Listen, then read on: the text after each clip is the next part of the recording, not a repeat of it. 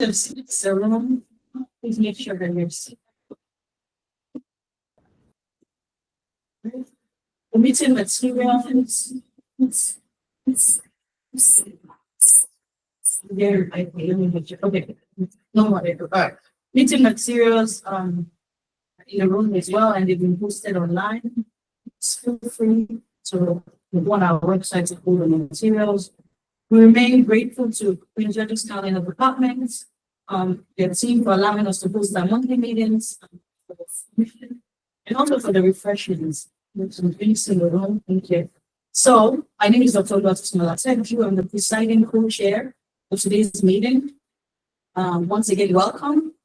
I'm joined today by my co-chairs, Dr. Boris Lucian from the University of Maryland School of Public Health. We also have Dr. Mina Brewster from St. Mary's County Health Department. The co-chairs will be assisting me with the flow of today's meeting. And we also have our support staff on the team in the room. We have Michelle, we have Children. Thank you so much. So today we want to just mention that as we have the discussions, there will be time for questions. So this is going to be the very first panel session that we're going to be having. So we're excited. Okay, so we are going to the floor, just like you are going to the floor. So it's going to be fun. We aim for it to be conversational, right? The people here in the room are not strangers. We have, we all have connections with them. So we're very excited. I just wanted to mention that by continuing in this meeting, you are consenting to being recorded. All right, and actually this is a hybrid public meeting. We'll continue to follow the guidelines for posting the notifications online and to give advance notice. Right? For those that are not familiar with the website, it's https:/smchd.org/monitoring on public health. Also follow us on LinkedIn to stay engaged with our activities. All right. We will be doing formal roll call shortly. So I am going to ask Children to please assist in the room. Thank you. Good afternoon, everyone. Please, if you're a commissioner and you hear your name, you can say I'm here or present. Alan Twig. Present. Thank you. Elisa Lord.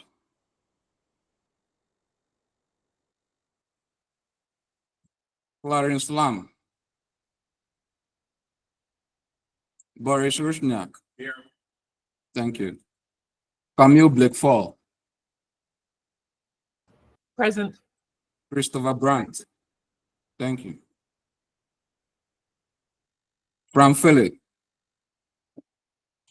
I'm here.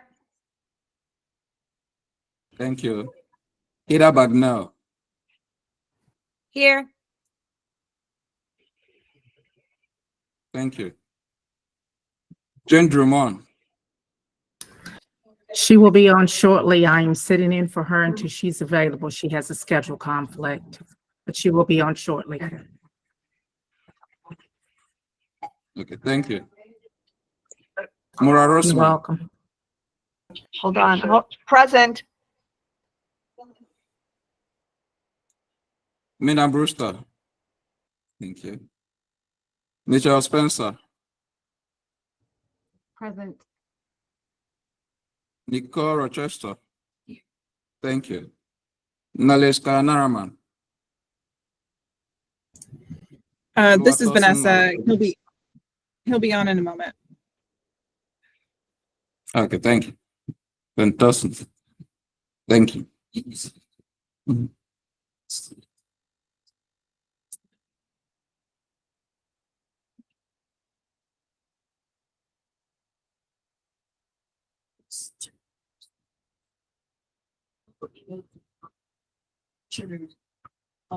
We have it on the screen. Can you please advance on the screen? Okay, so we can see. Thank you so much. All right. So take a moment to thank you. Please take a moment to look at it. I'll now entertain a motion to approve the agenda. Thank you. Okay, thank you, Lynn. Okay. For those online. All right, so are there any discussions or changes? Those online are using the room to the agenda. All right, let's see any. All in favor, say aye. Aye. Aye, okay. Any nays or abstentions? Thank you. And those online, please indicate your agreement of the same, using the time box. Thank you. All right, motion is approved for the adoption of the agenda. All right, the next item is minutes review. We're looking at the September minutes. We don't have it on slide, but it's online. Again, it was also emailed to find on our website. I'm guessing that people are looked at it. I'm going to give a few minutes. All right, I'd like to call for a motion to approve the September minutes.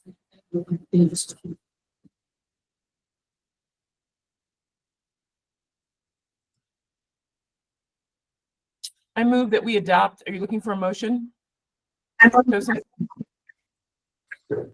Joseph? Oh, thank you. Wait, who is that? Sorry, I can't really see. It's Kamel Blickford. Yeah, sorry, I chose and Okay. I think you have what you need. I didn't know if you needed a motion or if you put forth the motion, but I think you're good. Thank you. So, can I get a second? Second. So all in favor, say Aye. aye. Any Aye. nays or abstentions? Aye. Okay. Nicole is abstaining.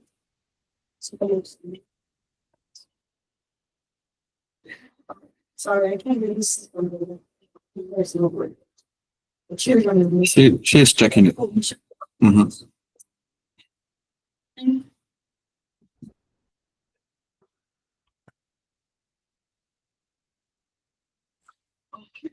Now it's time to acknowledge, once again, welcome our guests. I'd like to acknowledge the special guests among us today. They'll be serving as their first panelists for discussions today, and while I'm moderating the session, of note, this session is the first, as I mentioned earlier, for the commission, and we'll have more of them. Just to stimulate the discussions, which we hope will inform our reports, interim and final reports. Our panelists include Dr. Crystal Nancy Wilson, University of Maryland and the Maryland Nursing Workforce Center, Dr. Ann Kello from the Maryland Longitudinal Data System Center, and then Dr. Caroline Ngabia Good, Maryland Robert Johnson Foundation Fellow. They will all be introduced shortly. So now I'll pass it over to Dr. Lucia to please introduce Dr. Crystal Nancy Wilson. Great, thank you so much. Boris Luciak here, one of the co-chairs. It's my pleasure to welcome one of our panelists, Dr. Crystal Vance Wilson, a board-certified public health clinical nurse, PhD, MBA, lots of letters after. This person has had incredible amount of experience, in her case, 30 years of experience working in acute and community settings with diverse population. She is also, as I am, associated with the University of Maryland, in her case, the School of Nursing, where she is an assistant professor for the last 15 years and works both at graduate and undergraduate levels. She's also involved with the University of Maryland School of Nursing Universities at Shady Grove and is vice chair of that department. Director of the Maryland Nursing Workforce Center, and she's a member of several national organizations, including the Association of Public Health Nurse Educators, APHA, as well as Sigma Theta Tau. As a member, she served on committees, podium and poster presentations, collaborated on publications, has held leadership positions in several community organizations, chair of the Montgomery County Commission on Health. Her research interests include Black men's health, health policy, health disparities, and the nursing workforce. And we're really happy to have her to discuss, be part of the panel discussing workforce issues. So, Madam Chair, back to you. Thank you so much. Now I have Mina.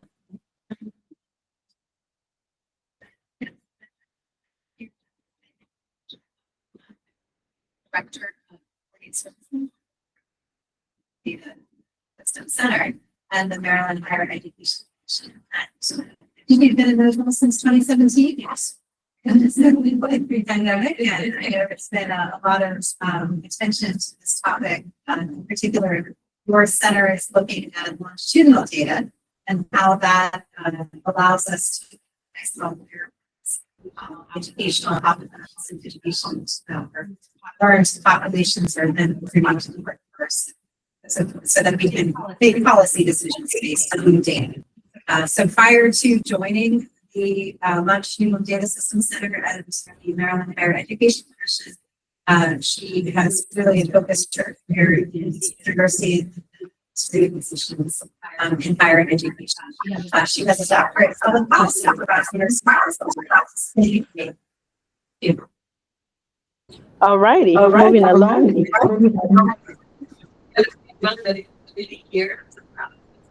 Yeah, so I'm gonna try, so pardon me if you see the shouting, but I'm gonna try to speak louder.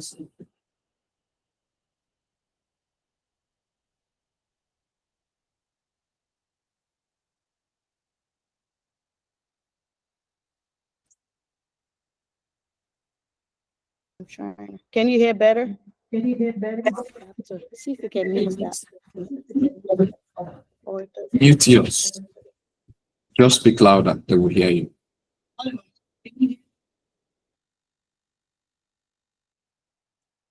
So, let's go. How do you see? Welcome. Can you guys hear me? Can you give thumbs up? I want to make sure that you can hear us in the room. Yeah, okay, good. All right. So I'm gonna try to use my loud voice here. So next, our next speaker is Dr. Carolyn Nganga Good. Dr. Carolyn is an advanced practice public health nurse administrator who has extensive nursing and public health management experience. She has worked with URSA for a while. She still works with URSA. She's worked in the health systems bureau. She previously worked in the National Practitioner Data Bank and the Division of Nursing and Public Health. Before that, she worked at Baltimore City Health Department in the Bureau of HIV/AIDS Services. And prior to transitioning into public health, she worked as a nurse. Dr. Nganga Good has a doctorate degree in public health from Morgan State University, Master of Science in Community and Public Health Nursing, and a Bachelor of Science in Nursing from the University of Maryland. She also has an associate degree in nursing from Baltimore City Community College. She was one of the 25 National Robert Wood Johnson Foundation Public Health Nursing Program Scholars, and she represented Maryland well and led a Maryland Public Health Nursing Workforce Study. I'm going to sensitive about today. Dr. Nganga Good is certified in public health and also certified in HAT/MAP Resilience Advantages. He serves on several boards, including Maryland Nursing Workforce Center Advisory Board, Association of Public Health Nurses Board, and American Red Cross National Nursing Committee as Vice Chair and Chair of International Services Committee. Beyond this, I personally know she served as my preceptor when I was doing my master's degree in nursing in community. So you hear us talk about academic practice pipeline today and the connections that we want to make and view to sustain it. Okay, so moving along, thank you so much for the introductions. We'll now start with the discussion for today.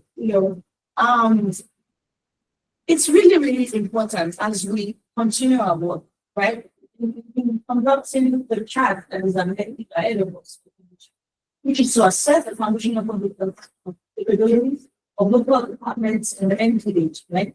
And make recommendations for reports. Some states are done. They are not doing this with money.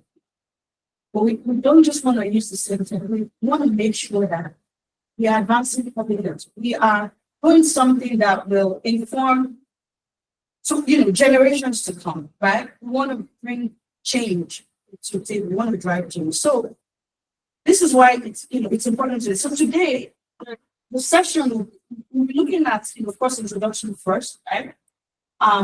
Would also be, delving into the value of research in workforce, using data-driven approaches to improve public health workforce in pre and post-COVID era. Right? We'll be looking at fostering academic practice pipeline. We'll be looking at the intersection between primary care and population health. We'll be looking at current trends. And lastly, we'll be looking at opportunities for future collaboration. So, if you permit me, I'd like to start with Dr. Keller. Right? So, can you tell us about the MLDS, Maryland Longitudinal Data System, for short, MLDS, right? Tell us about the center, your role there, and the data types that you interact with. Thanks for having me here. Hopefully, usually I have a plenty loud voice, so everyone is hearing me live and not too loud for those in the room.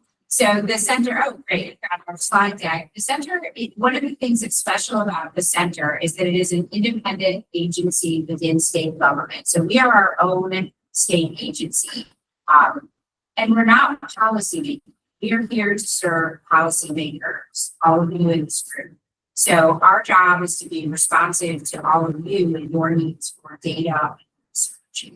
The center was established in state law and really began in 2014, which I think I didn't fully appreciate when I started in 2017, what a new organization I had stepped into in terms of a state agency.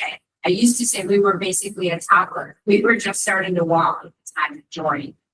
Since then, we have really grown in strides, and as the outlook kind of suggests, if our timeline suggests, that we now have 10 years, and we're just a couple years away from linked data ahead, the 15-year point, where we can actually look at people's educational outcomes 15 years after they completed that educational experience.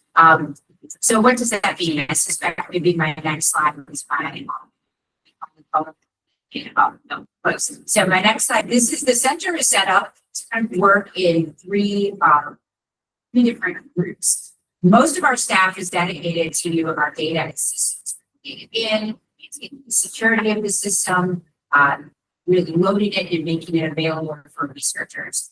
The outer leg of the stool, the research branch, is an independent branch that we have an agreement through the Maryland American School of Social Work, and they engage in possible research studies, kind of the big R research using center data. I am the middle slice, and until January, I was a team of one. Now I've doubled my team by hiring one additional person. So under the reporting services umbrella, I am charged with being responsive to any legislative.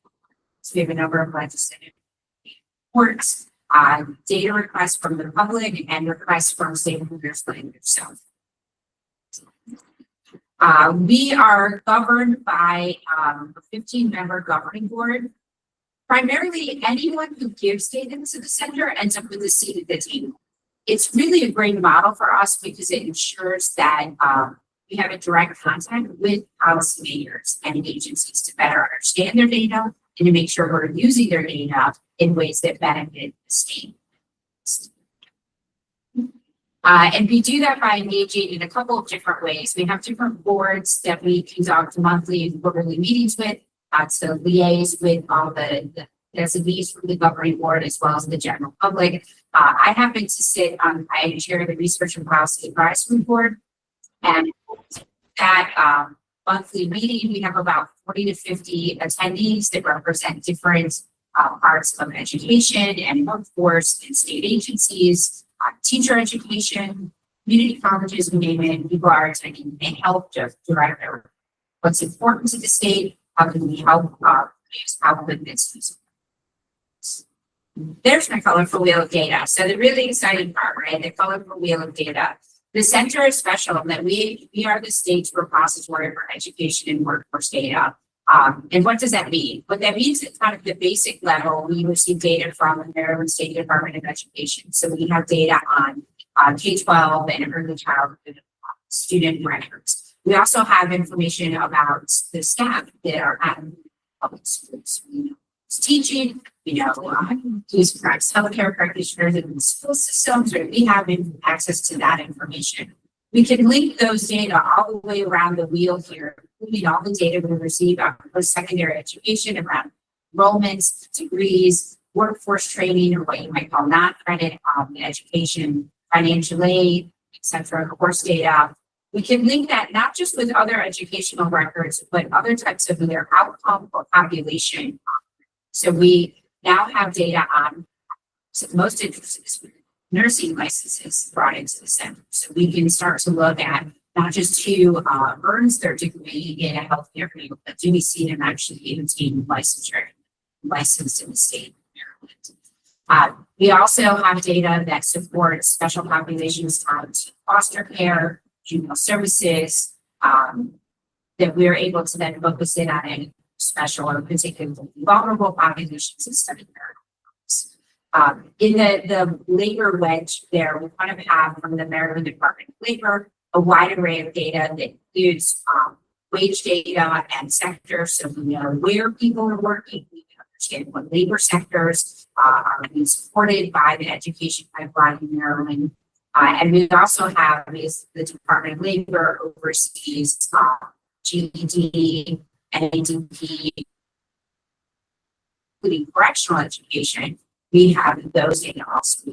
So it's a really robust system with data going back to book 7 or 8. And so, as I said, any of these points on this wheel, we can start to look out 15 years and see what happens in the pipeline. There's the pipeline leaking, what are these outputs? Thank you so much. We're going to come back to data because it's part of the conversation today, and there's a little bit interesting discussions about it because I can see the intersection among the three speakers and data. So thank you so much. So Dr. Evanson, still on introduction, can you tell us about the Maryland Nursing Workforce Center and your role as an academic champion?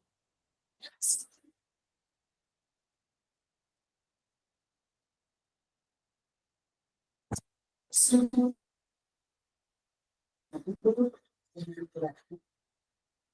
yes, we were starting in 2018.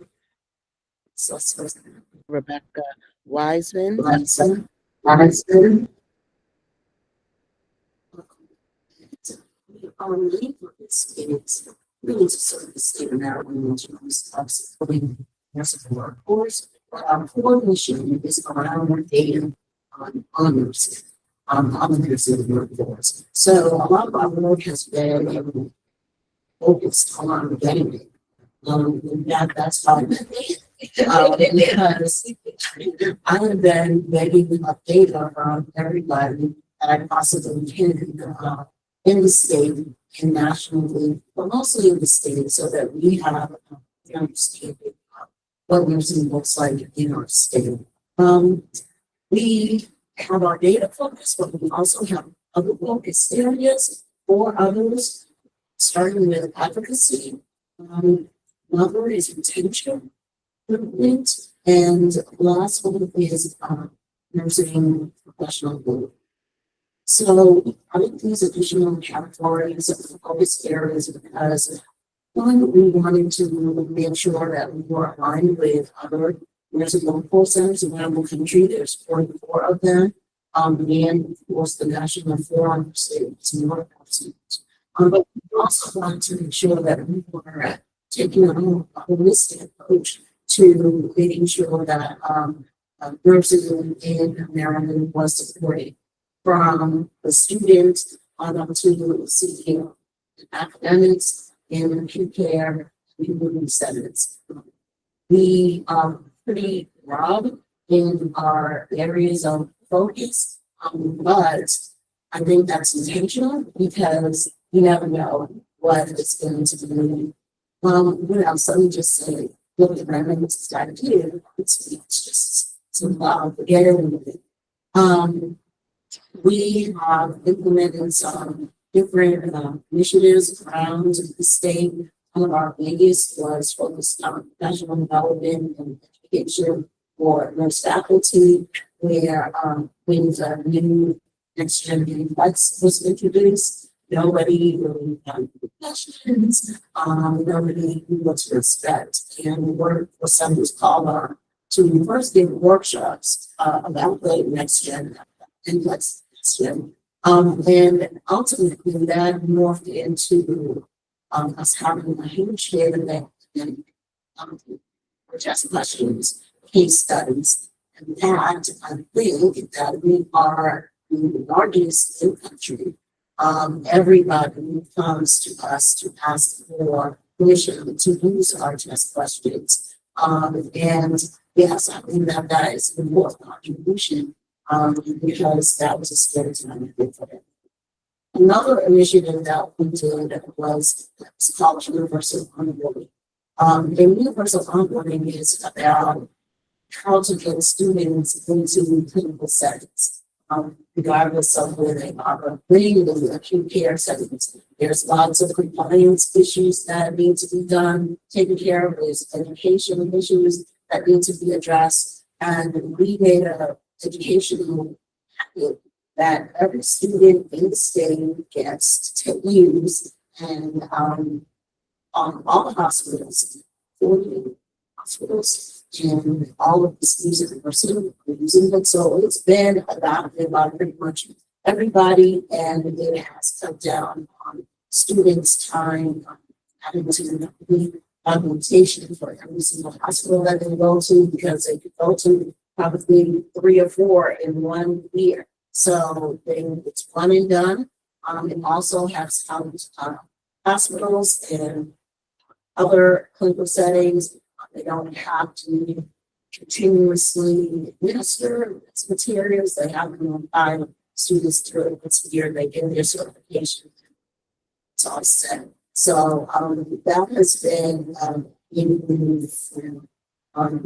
efficiency. So we also did our first symposium last year in June.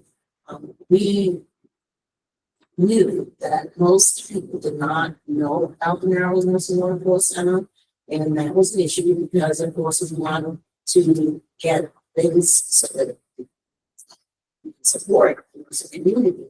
But it doesn't matter if whether it is that particular site or which council. So this was our first attempt to raise awareness about the Nursing Workforce Center. We did that by having this symposium. We invited people from all over the state, from all of the different regions of the state, Western, Eastern Shore, or Central and Southern Maryland, nursing schools and hospitals. We invited stakeholders to try to get in to come together down here.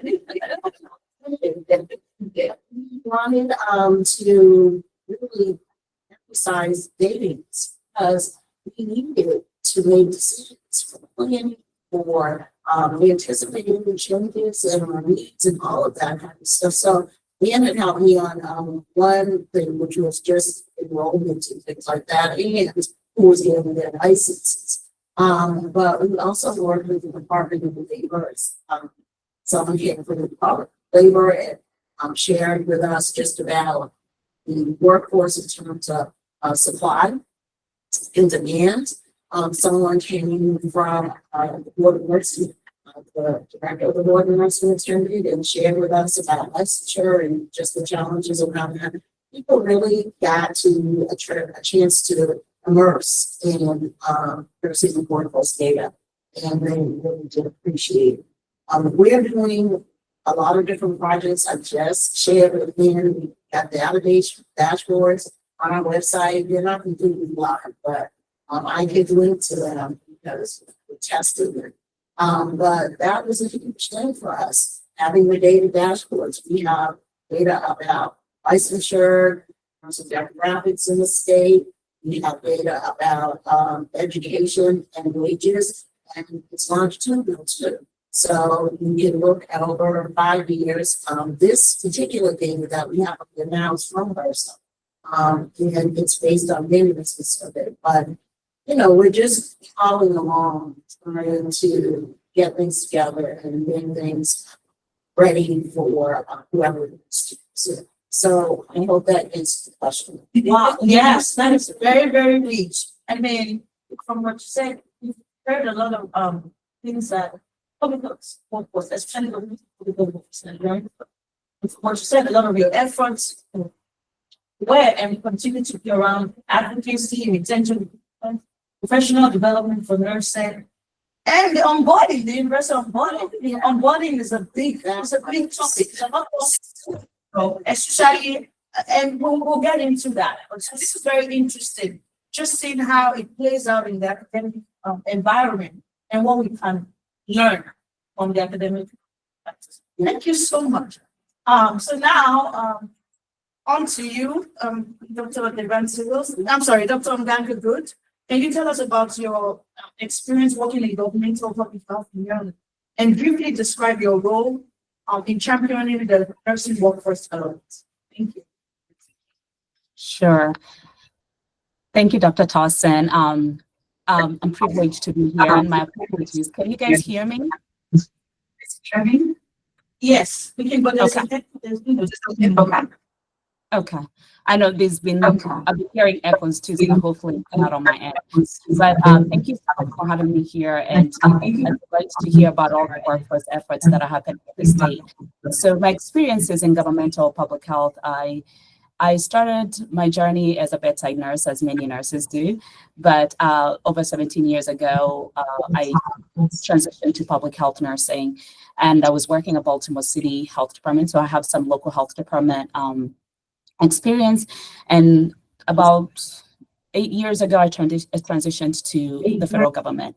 While I worked at the local health department, I did work with communities, grants, and grants administration, and all that. But I've always been a champion for nursing workforce development since my early days in nursing, from the time that we were transitioning from paper records to electronic health records.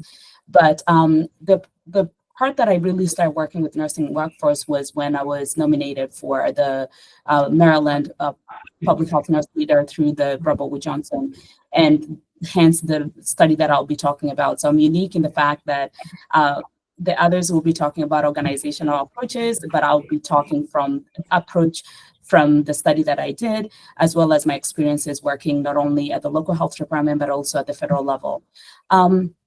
The only other thing that I would want to add is in terms of championing, and I think I'll be talking about the study results, so I won't get into that right now.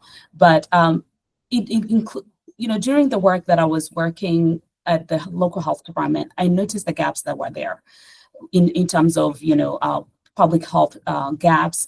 And we also saw the gaps that glared at us with the COVID pandemic, and they were exacerbated during that time. So it was the barriers or the gaps that were there before were amplified during the pandemic. But I'm so delighted that hearing the two other speakers talking about the efforts that the state is doing to ensure that we have data that supports, helps us to evaluate and assess the public health workforce. Because without a workforce, you really do not have, you can have all the equipment, you can have AI, you can have everything else.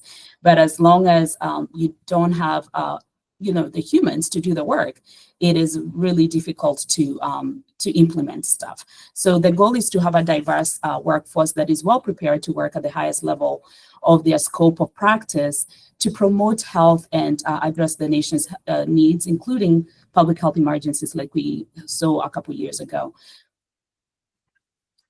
Thank you so much. Thank you. Talk about your experience at the local level and how that, how you continue in that role to you're now at the federal level. And you can see even whether at the local level, state or federal level, there are some things that persist that we can all agree on, that are challenges in governmental public health workforce, right? Or across all the different work groups that, the work group topics, whether it's data and IT, which has come up a lot today, communication, we have a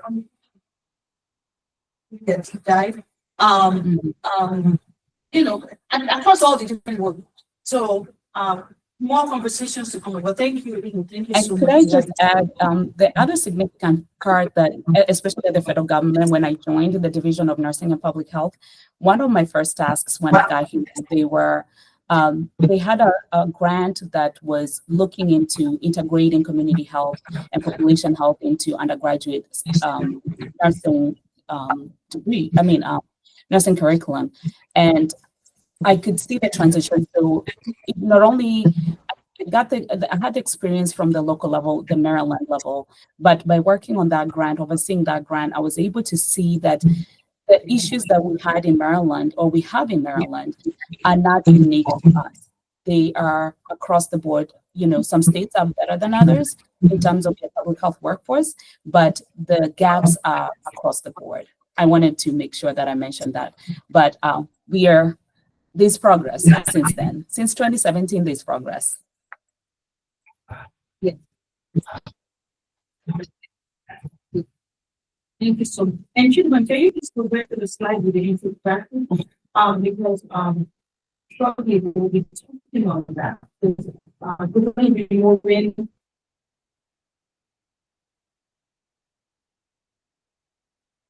Now to the thing around value of research, right? Value of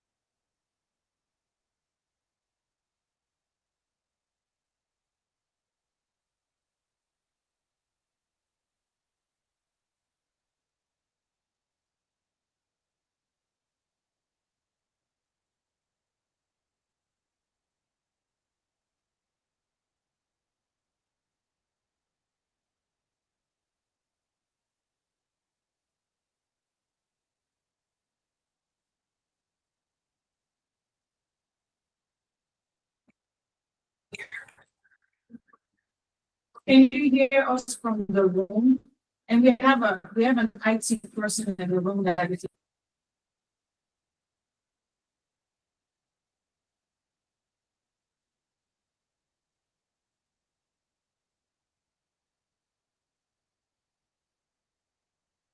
Yeah, when you just say we can hear. Oh, no, it was kind of choppy, yeah. I see. All right, we have our IT personnel, but we're gonna move along. So they can hear us from the room. And Caroline. They can hear now. Can you hear now? Okay. Caroline, can you try to say something? I want to make sure that, you know. Sure. You know, Can you hear me now? I noticed that it's when you turn, we're losing you, but can you guys hear me? We can from the room, but I want to make, okay, people online can.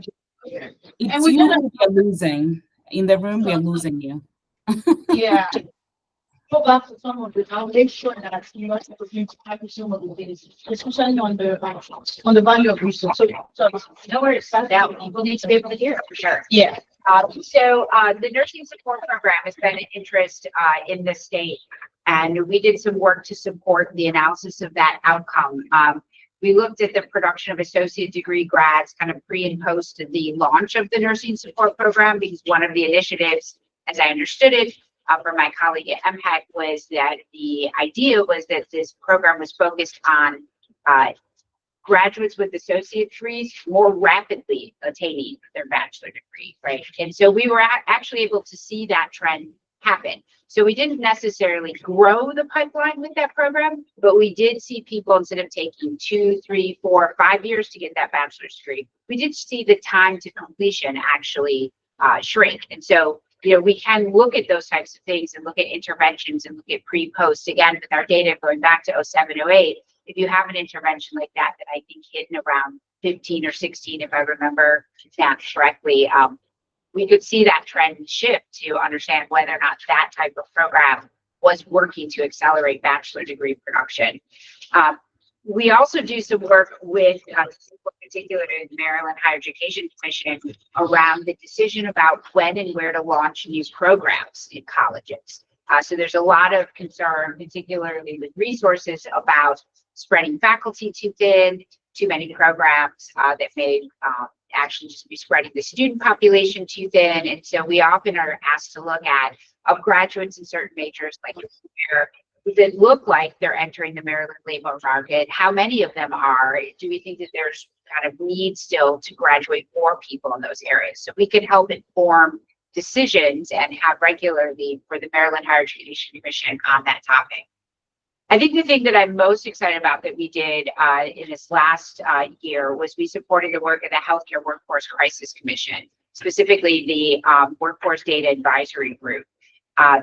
That was a group that was tasked with kind of looking broadly at healthcare and the workforce, and the kind of pre-thought was, maybe people are no longer enrolling in college in some of these majors, right? Maybe they're not doing it anymore. Maybe they're not interested. Maybe production has gone down, especially with COVID. Maybe we're not graduating as many people, or maybe we are, but they're just not entering the labor market, or they're entering and leaving quickly.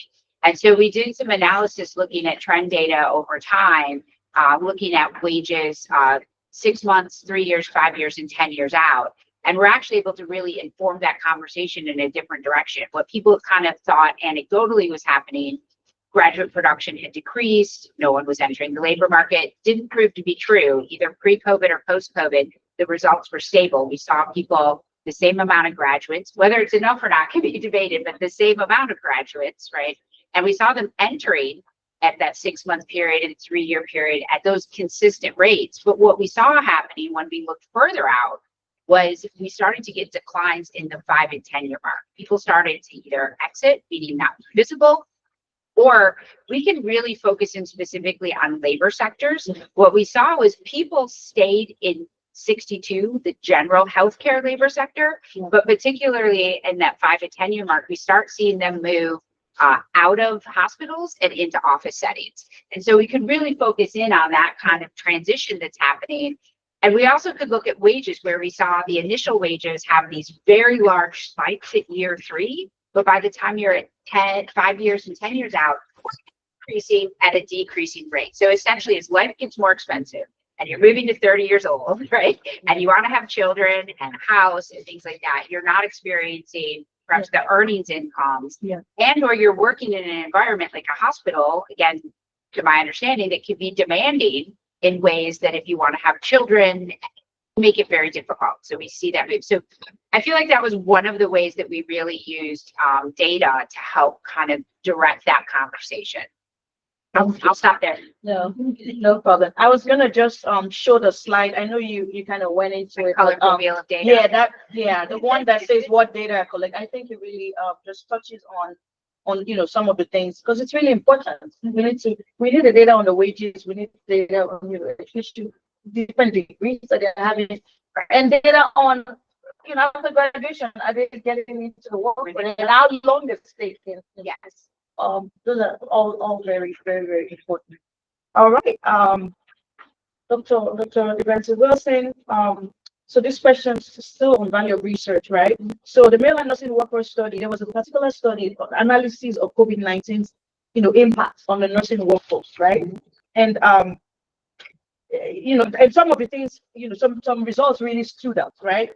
Especially stress reduction, right? The value of your, stress reduction came up, and something also came up in terms of what's keeping nurses in the profession, right? So their stress reduction level, during that time of the study, and then what's keeping them. So can you touch on the study, that analysis of COVID-19?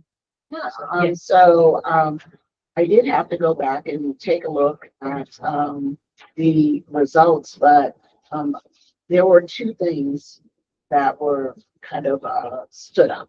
And one of them at the time And this was in 2021. So, at the time, nurses, we surveyed nurses, registered nurses, LPNs, CNAs, and advanced practice nurses. So, and they were across settings. So they worked in communities, they worked in acute care settings, they worked in FQHCs, primary care, whatever. 83% of them said that they needed a financial incentive. They wanted salary increases, they wanted annual bonuses, they wanted hazard pay, which, you know, that came up as something that we don't usually talk about, but it's a thing. And the nurses did feel that, you know, under the circumstances, it was warranted. And, you know, I would agree. And they also wanted increases in their retirement contributions, which was, you know, kind of alludes to what Ian was saying. The other thing that they wanted was improved staffing conditions. So they wanted better nurse to patient ratios, the ability to self-schedule, and flexibility in their required work shifts. So that was 74% asked for the improved staffing conditions, and 83% asked for improvements in financial incentives. I do want to note that there were about 14% that could be classified as community or public health or community-based kinds of nurses in that entire survey.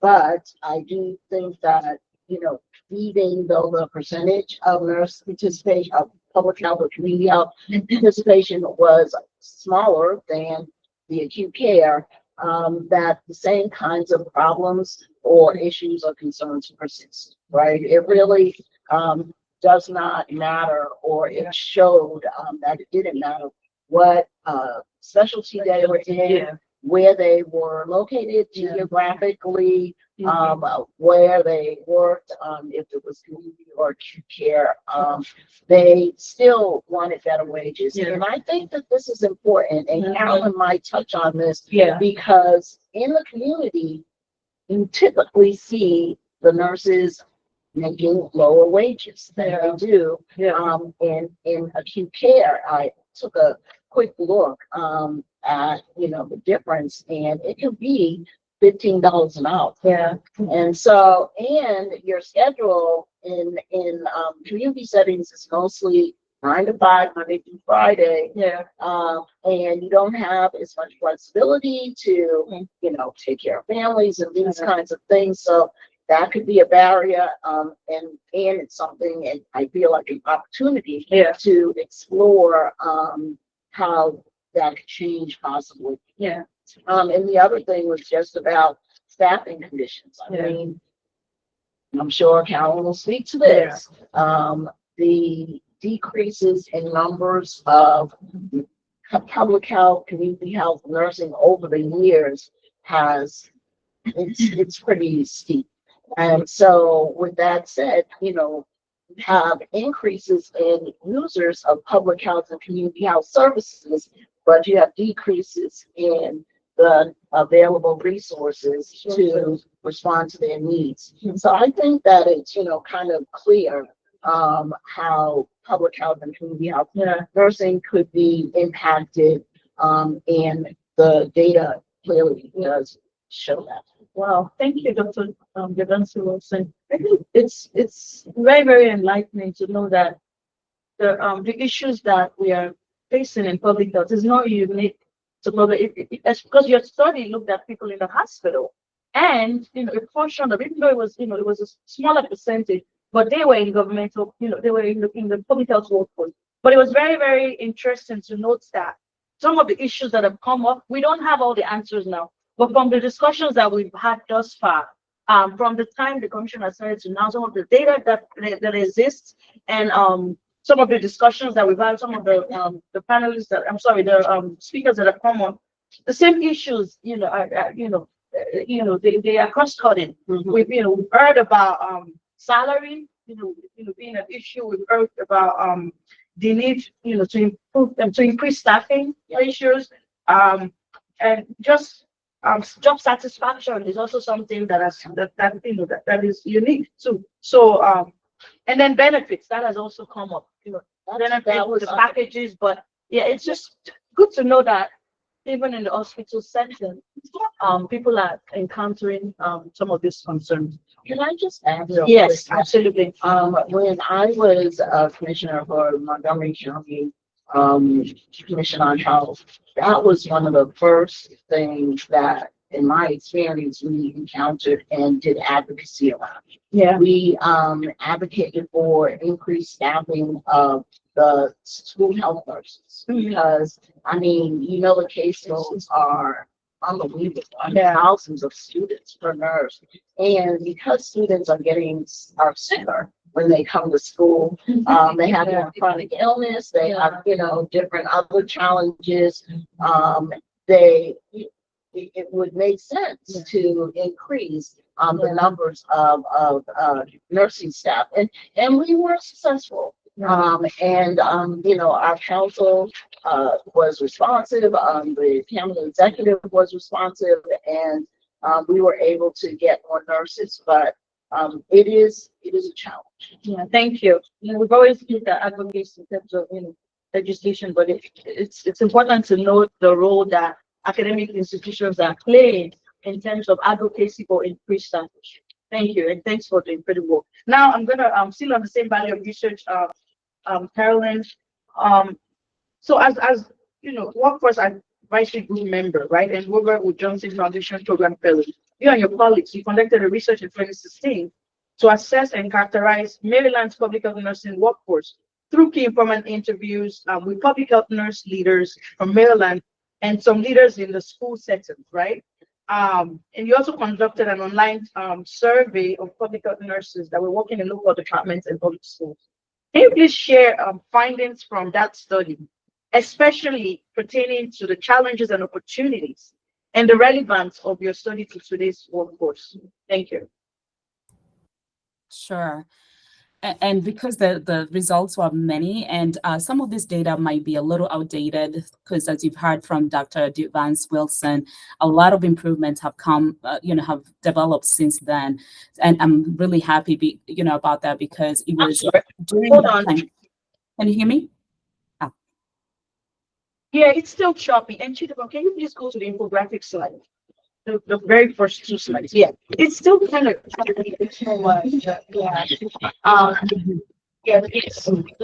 we're gonna focus on this two slides. Yeah, let's try again.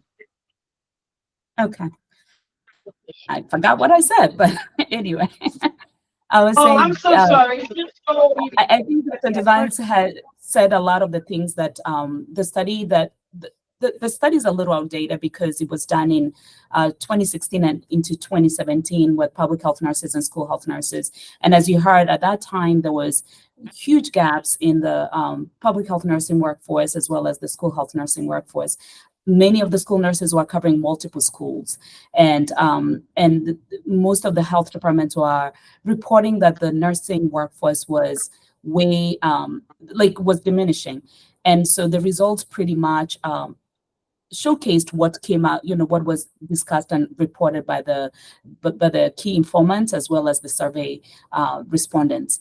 And I did provide an infographic that was developed from that work. So as I said, a lot of things have improved. Some were exacerbated during the COVID-19 pandemic, but I think some of these things are still relevant today, especially the parts of where they discuss what are some of the strategies to perhaps promote public health as well as public health nursing.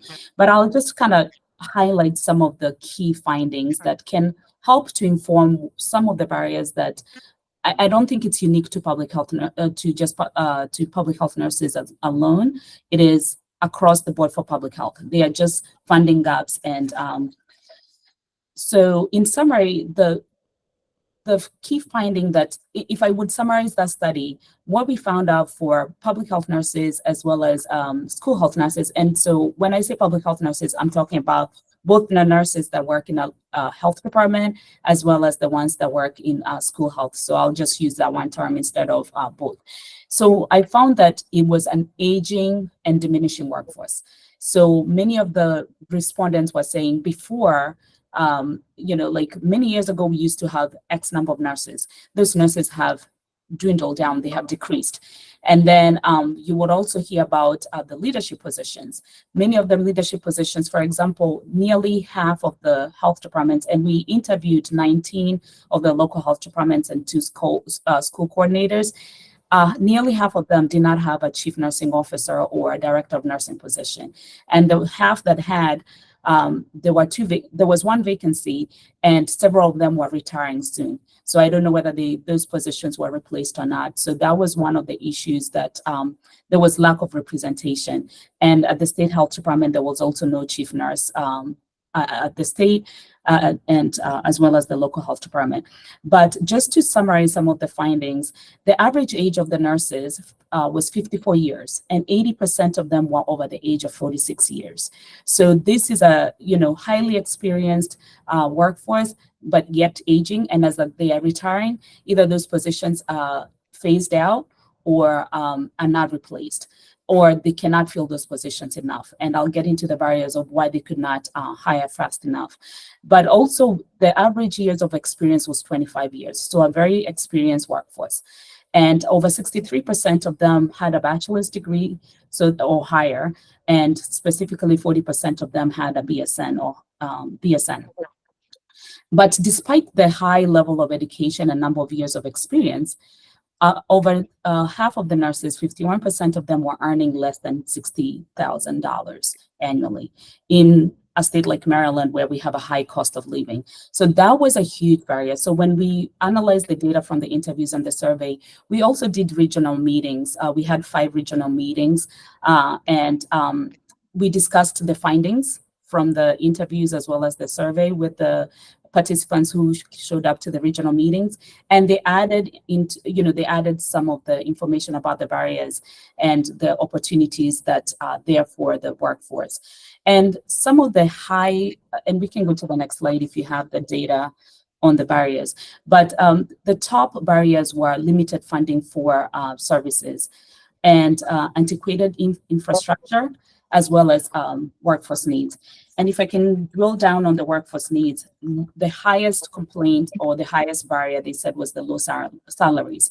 So when there was a vacancy, it was hard to attract new nurses to come into those positions because they just could not compete with the acute care settings.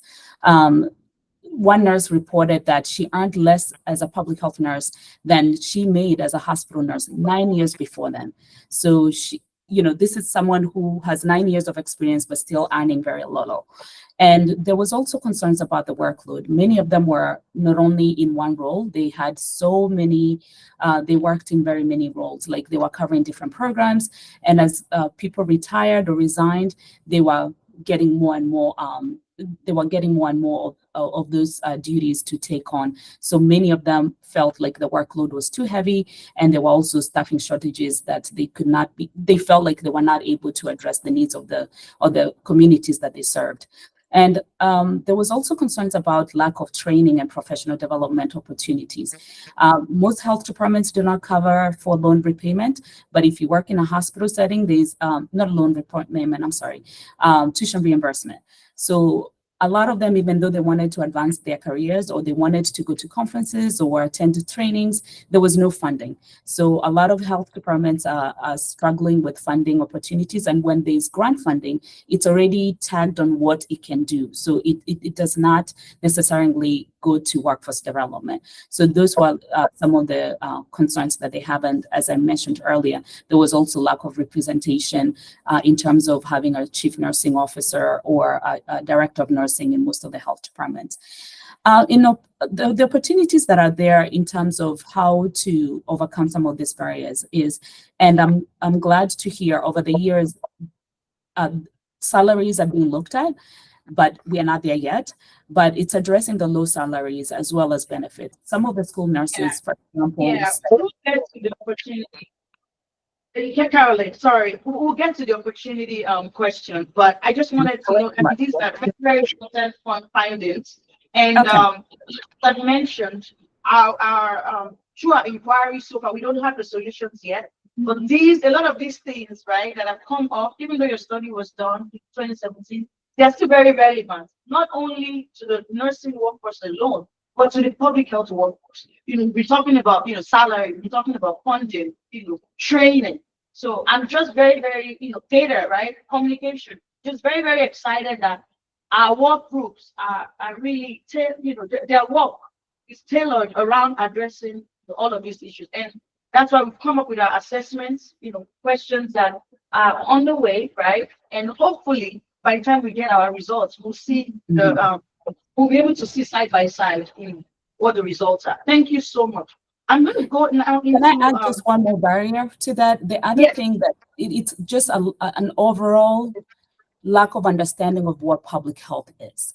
Most of the folks do not know what is public health. What does it do? A lot of people's perspectives that, for example, when you say a school nurse, they think it's the people who do the bandages in the schools, or public health nurses, they just do vaccines, but it's way more than that. So there's also a need to educate the public as well as decision makers. What is public health and what do the public health workers do? And how does that affect our day-to-day life? Because in the morning when you wake up, the person who, someone checked that water to make sure that it was safe for you to drink. The air that we breathe, the safety belt, the vaccinations, all these are things that I don't think the public understands how public health is connected to them. They think public health is for the poor people, the clinics that poor people go to, but that's not. They don't understand all the other aspects of public health. Thank you, Carolyn. Something as simple as that. What is public health? Like breaking it down, to the basics, so that we communicate. Because how do we communicate all the information if we can't even break it down, right? So communication again is one of our hopes. So thank you. There's a comment I just want to touch on it, because I think it relates to what Dr. Levancy Wilson said. Some of what Carolyn said. Stacy Carrie Thompson, she said, I think it's also important to acknowledge the transition of nurses to advanced roles like nurse practitioners. Because again, Carolyn, your study highlighted that the vast majority of the participants have bachelor's degree, right? So I think this is crucial. And so, it's vital for addressing primary care shortage, because you have nurse practitioners with the prescriptive authority, right? And a lot of them are now in schools, right? They're in schools serving that primary care role. My child got sick the other day, right? And they called me because I signed the consent for him to be seen. The nurse practitioner in my county where he was able to see him through telehealth. That's filling the gap for MDs, the power that nurses bring to the table. And that, that's closing that workforce shortage. I think it's really critical. We must ensure that we encourage career advancement. We also develop strategies to support and retain nurses in direct patient care roles where their expertise is crucial for maintaining quality. Thank you. So now I'm talking about academic practice partnership, right? Because I think it's important. It all starts from the schools, right? And they are the ones, providing the training before people go into the workforce. Right? And when I'm talking about academic, I want to say the precedents. It's not just nursing, or just general nursing, public health. That's what we're talking about now. But so let's start with Dr. Helen here. How has MLTS Center helped to facilitate the academic practice pipeline, especially around addressing workforce shortages in governmental public health, state and local department? And are there any recommendations for improvement in this area? Thank you. So we have, much like I just mentioned about the Healthcare Workforce Crisis Commission, that was certainly one of the areas that we were able to dig in on. And it covered more than just nurses. It looked at the pipeline for anyone with lower division, like associate degree, and how those different majors that were related to healthcare broadly were feeding different labor sectors. There's another project that we have been supporting the last few months that is about to have a report released, so we will see what the results are. Some of you may have heard about the Behavioral Health Investment Fund, the Behavioral Healthcare Investment Fund.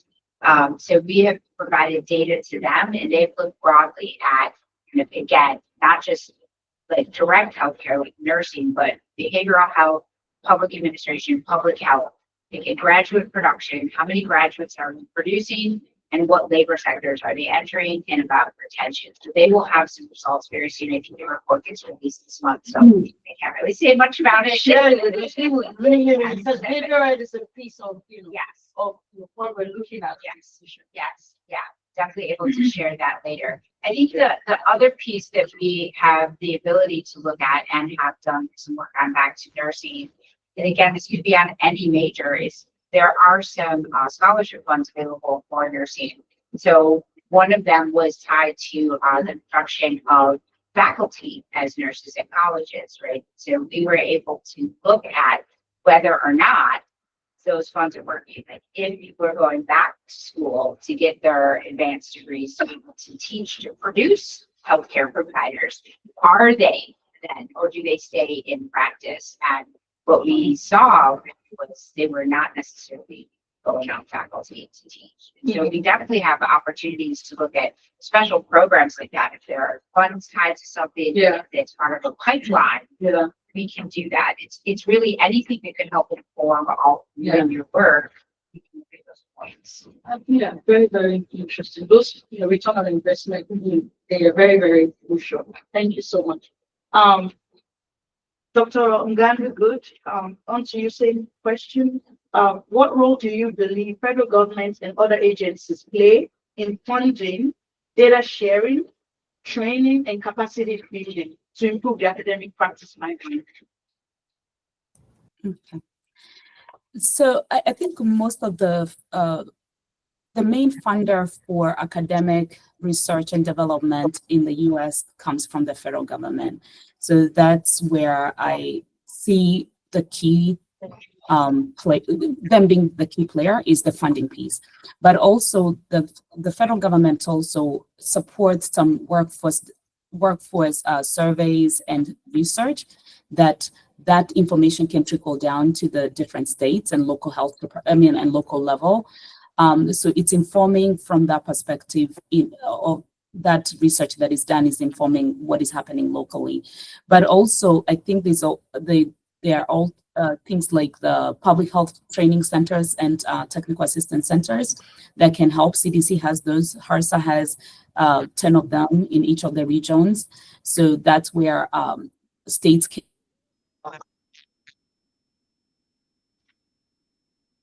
of these services are free because they've been developed through public dollars. So it's tapping into those resources versus reinventing the wheel at the local level. The other part that I think in terms of capacity building is participating in federal advisory councils. Sometimes that's where where the discussions about where the funding will be allocated happens. So is public health practitioners engaging themselves in or enrolling themselves in these advisory councils where these decisions are being made so that they inform where the needs are.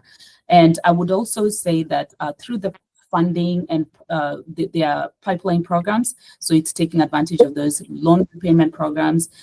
There's also the public health service that folks can tap into for getting resources in terms of workforce.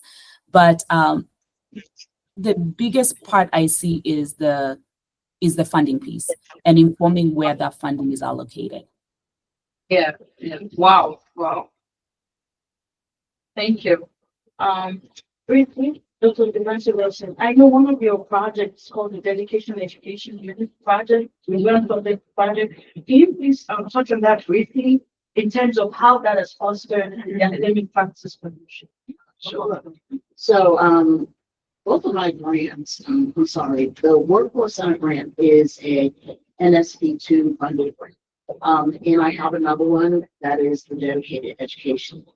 And the Dedicated Education Unit is an academic practice partnership where the program hires a clinical instructor who is part of the practice organization working there as a nurse. We hire, or the academic partner hires them as a clinical instructor. This really helps facilitate orientation, onboarding, all of that stuff. But it also helps to facilitate the the students' experience because the nurse is very familiar with their environment. They're working with their colleagues. They are able to navigate the organization with much more ease than someone who's not familiar. We pair a preceptor who is not the clinical instructor with our students. So our students are in a one-to-one relationship with their preceptor. These students are in their second semester for our school that's during med-surg, that they attend this clinical experience. The students are able to, it's like an immersion experience, because they are like the partner of their preceptor. They usually take care of about 5 patients max, depending on what floor. It could be 3, but it's 3 to 5 patients that they take care of. And what this has done for our students is help them to learn a lot more skills than in the traditional and different other models. It also has kind of embedded them into the organization. And although we have not done internships per se, but students do have the opportunity to do something like an internship at the organizations that they're working at. We've also seen in one of the organizations that we're working at, about 7 or 8 students be hired as a result. So, I mean, and the organization considers them like more work. Yeah, the students, their onboarding, their orientation is much more, it's shorter, it's easier because they are already used to the organization. We're in 2 organizations now. One in Montgomery County, Adventist Healthcare, and one in Prince George's County, Doctors Luminous. We have a total of 5 clinical groups. We also have incorporated another school of nursing. First, it was just the University of Maryland School of Nursing. Now Montgomery College is also going with us at Adventist. And what else? We have been able to show a statistically significant differences in the students' run. So that is something that we Thank you. I think that's also very relevant to what we're doing because in the workforce, one of the areas workforce that we're looking at is not just recruitment, retention, there's the onboarding piece that I alluded to earlier. And, there's value in knowing programs that have been successful and what they've done. We talked about the need for training. So imagine, if there's that training as a big piece of the onboarding process and some handhold it and dedicating resources to that, hopefully that can help, with retention and help ease the onboarding process. So much to learn, so much to learn. Yeah, it's true. Yeah. All right. I'm still going to, come back to you now because the other piece is the intersection of primary care and population health. These have come up a lot. In fact, we had a speaker, we've had some speakers, presentation specific to this topic. So now, how can the Maryland Nurse Workforce Center align its goals with the state's ahead model, right? To aid the intersection of primary care and population health. I have notes on this too. All right. And I see some comments in the chat, but we'll get back. We just want to make sure that we really touch on these. So you asked me in my questions about the ahead model. Yes. So I directed my response to that model, which is a total cost of care model. And part of the vision is to transform primary care. I definitely believe that the Workforce Center can help in those efforts, not only in primary care, but also in behavioral health. And the reason I think that we could help is because, well, there's different things, but I want to just point out something. I'm not sure if Dr. Megagood or Dr. Kellogg said this, but the numbers of, actually, it was in the chat. Okay. About, Awesome. it was about advanced practice nurses. Yes. So one of the things that I've learned recently through our data is that in 2030, and this is HRSA data, 2036, there will be about 14,000 nurse practitioners in the state, but only about 7,000 jobs. And so I look at this as an opportunity to create caregiving models that are focused mainly on nurse practitioners, nurse-driven models, because we have some. I think that this will help us not only in primary care circles, but know the needs that we have for mental health providers. They are very few and far between.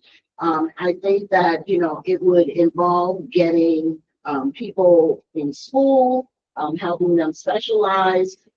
But these kinds of things are things that the Workforce Center can help. My list, advocating for the roles, right? And that is with whoever, our legislators to provide funding, our funding organizations to just, focus on these areas. We can do championing or campaigns to champion enrollment into programs, things like that. We can definitely use our data to help us strategize about who to target, where the biggest needs are, how to get people into programs and things like that. We can help with different kinds of education and training. Dr. Manger Good referred to the lack of those things, just to provide more opportunities. The Workforce Center's abilities to be involved in things are, like I said before, we're very flexible. Now, we cannot, if you are a school of nursing, we're not going to tutor your students or pay for that.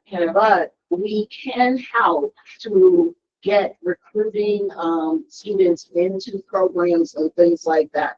So I think that we can be an asset across the board, whether it's legislating, policy, government, bodies, hospitals, everybody. I think we could help. Fantastic. But you have touched on the last question was going to be about future collaboration. So you've touched on that. So that's awesome. Thank you. So it's wonderful to hear about all the ways what's the Workforce Center brings to the table.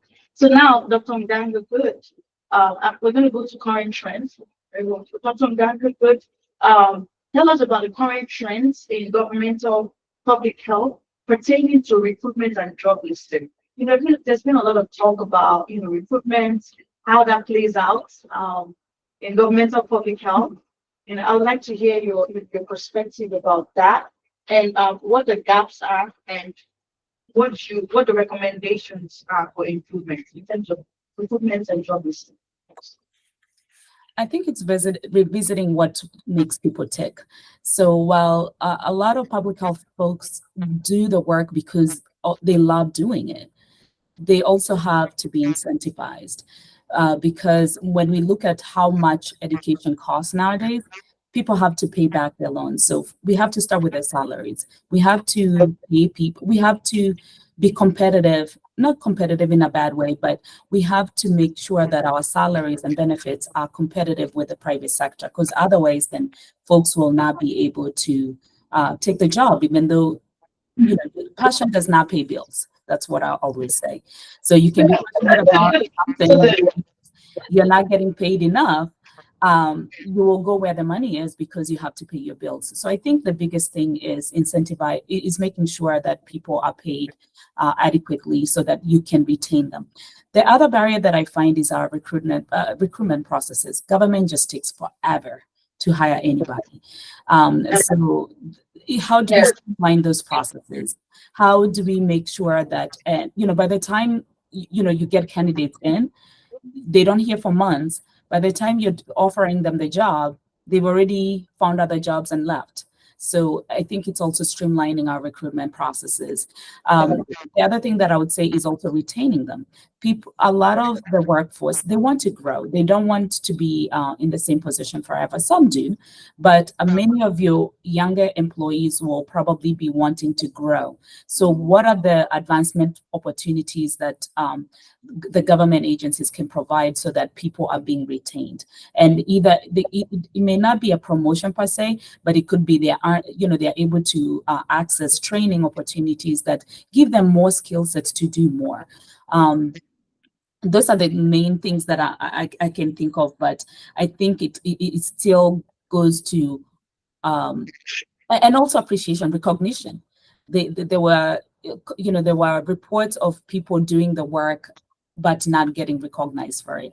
So we have to do a better job of communicating and teaching or creating awareness of what is public health and what does public health do, so that there's recognition not only internally but also externally.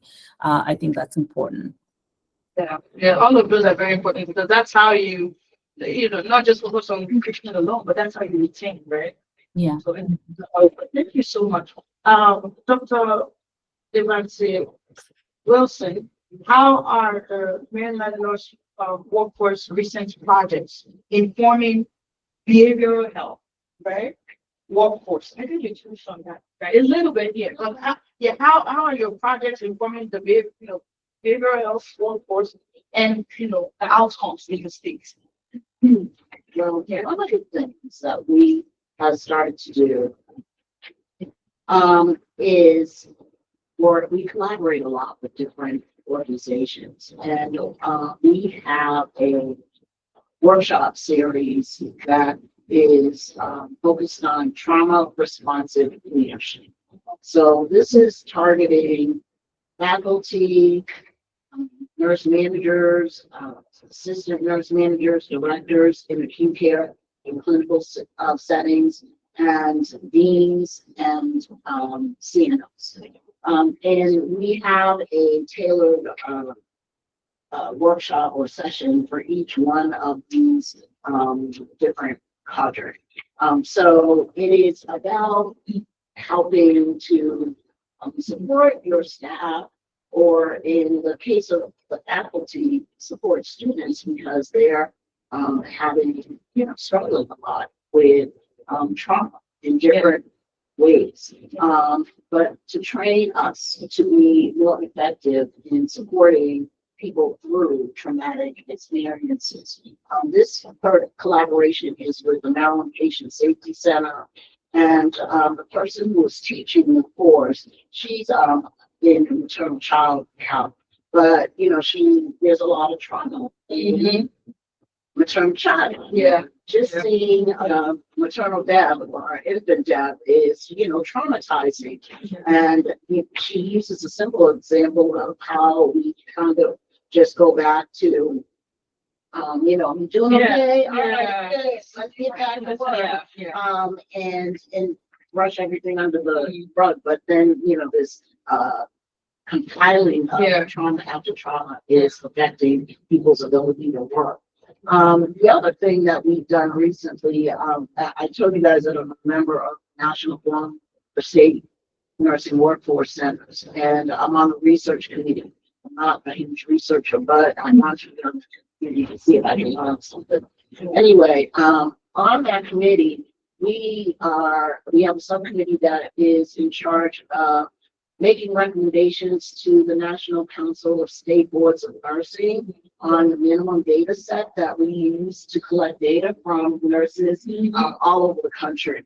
And this year we made a wellness recommendation.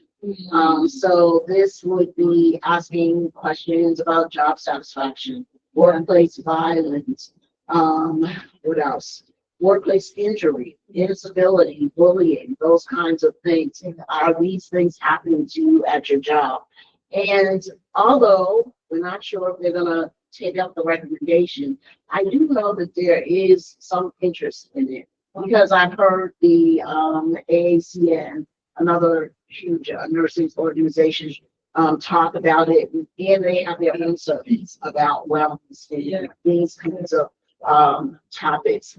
So I do think that this is going to be something, that people start to see going forward because it is a retention issue. Yeah. And as we talked about, people, we're doing all right with getting people in the door in time of keeping them. So anyway, we don't have a specific focus on behavioral health, but these are some things that we are doing around here. I think that's, very, very important.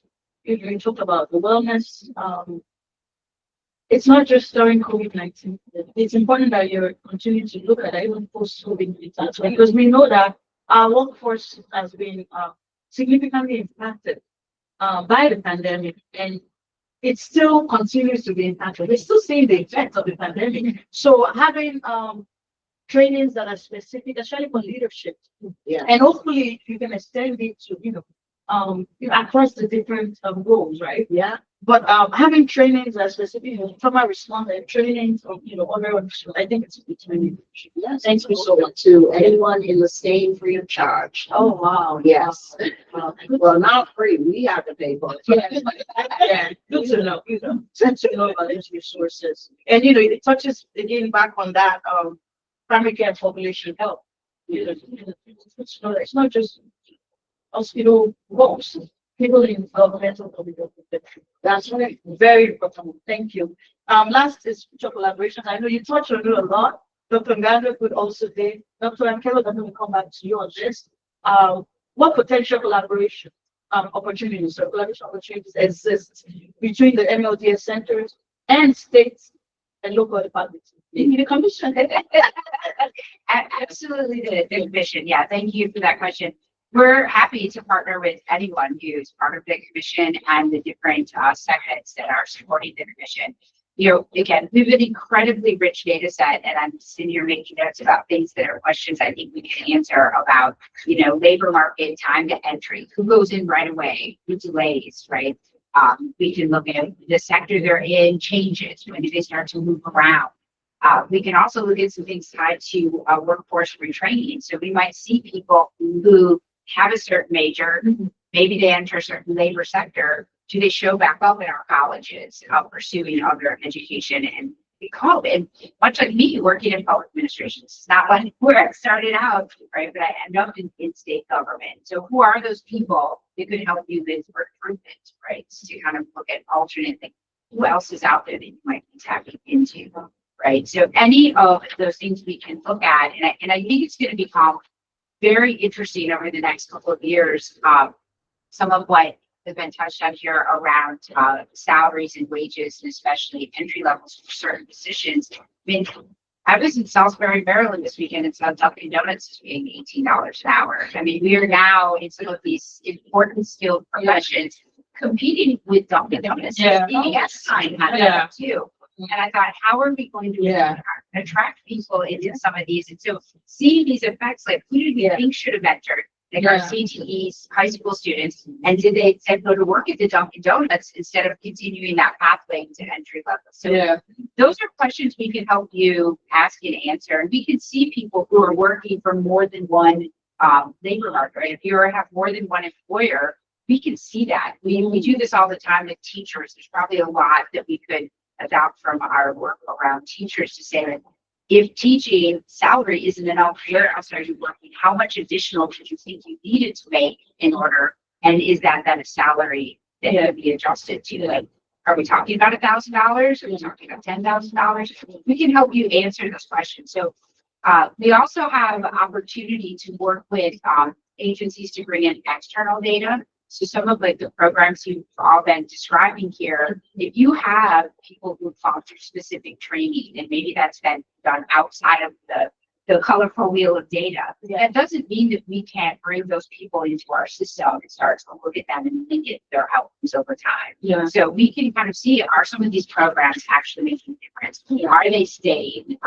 It takes time, unfortunately, for the data to age, but it is possible for us to bring in additional sources of data and look at outcomes for those individuals as well. So, happy to have anyone contact me. I'm sure somewhere in the materials is my contact information. happy to partner, happy to be a resource. That is what this so is much. for. Thank you. It's great to know about all of these resources. And I just quickly, I wanted to touch on, what you said about salary. The part of our role as teachers to bring policy recommendations. So it's good that we're here, having all these conversations that's going to stimulate, discussions about, what policy recommendations you need to. Thank you. Wow. I'm just gonna read through some of the other comments and then I'll put in the floor for questions or just said so important as the public in general does not understand the role of health department. I think it touches about what Carolyn said, but understanding the basic what is public health. Are there specific models you recommend for promoting education or public health careers? Public health services, and this is to anyone. I don't have any particular model in mind, but I do think that it's important for us to begin thinking of strategies. When I talk to a public health department, I won't say, well, I will say this one. I talked to Diane Young. She works here in Prince George's County Health Department. And she's already thinking about all these ways that she can recruit nurses into the public health, into the health department. One of the things that they do in acute care is a nurse residency. Diane, I guess she's being innovative, right? So she's thinking of, hey, it'd be nice if we had a nurse residency here and be able to, kind of make a program out of new nurses. It's been in the past, we had to have a certain amount of years, like 2 years of experience. Some health departments have changed this, but you had to have 2 years of experience. Some of it had to be emergency department. In order to work as a nurse in school health services, for example. So with nurse residency programs, you kind of come in, it's a nurturing kind of orientation. It's a year-long program. Like I said, they do it in acute care. They could do it in public health too. Yeah. She also, we have talked, we've had several conversations, and one of them also touched on internships and externships. How do we provide those opportunities for nursing students? I think that what is key is when you get a person who's new into your organization, how do you keep them there? What are the things like Dr. Negagood said, incentivizes them to stay with you, to want to work with you? What kinds of benefits and all of those things that make having a job work for you as much as you work for the job important. And I'm not sure that in general, I've experienced a lot of public health leadership looking at how you get people in from using innovative kinds of strategies like those two. So, well, I think that's going to be crucial, especially because of the data that you cited, that in 2030, you're going to have 13,000 nurse practitioners, but only 7,000. So if we're not innovative, right, from now, how do we address, those challenges in the future? That's right. I mean, it's not worth anybody's while. And what might end up happening is, I wanted to say this about wages. Faculty have experienced the similar issues with wages as people in public health. Yeah. I don't know what it is about being a nurse or being a nurse faculty or being a public health nurse that suggests to anybody that you're less, you should have less money. You have to be more educated. You have to be just more versatile and know more than somebody working at the bedside. And even those bedside nurses are there. I used to be an ICU nurse. I was a labor and delivery nurse. So I know half the time, and I'm not shading anybody, but the physicians I worked with depended heavily on me to help them decide, make decisions. And that's just the nature of the work. Yeah. So, I don't know how to educate people who make these decisions on this, but, you know. Yeah, yeah. Someone has. Yeah, quickly, I'm gonna go to Karen, but it's important that you said that. I've read some research studies that some states are doing, I think it was one state recently did, market level analysis for salary. And they use that to inform legislation to increase salary for the governmental public health workforce. So, you know, it's very interesting that some states are looking at that already, because if you don't show this data, how is that gonna translate into you know, policy changes, right? So why should one profession make more than another? Why should there be a huge gap in the salary of nurses and doctors that are not in public health when you compare them to the people that are in public health? We're still doing, you know, we're still caring, we're still putting in Nurses and nursing faculty in the state of Maryland make less than people who teach art and music. And I'm not saying that that's any value any less, but I mean, why can't we at least make the same amount? Yeah, Anyway. yeah, thank you. Dr. Mganga, good? Thank you so much, Dr. Devans. You're spot on. I would add also, it's early to respond to Jean Drummond's question. It's early introduction of public health and population health in schools. So, and I'm not just talking about colleges.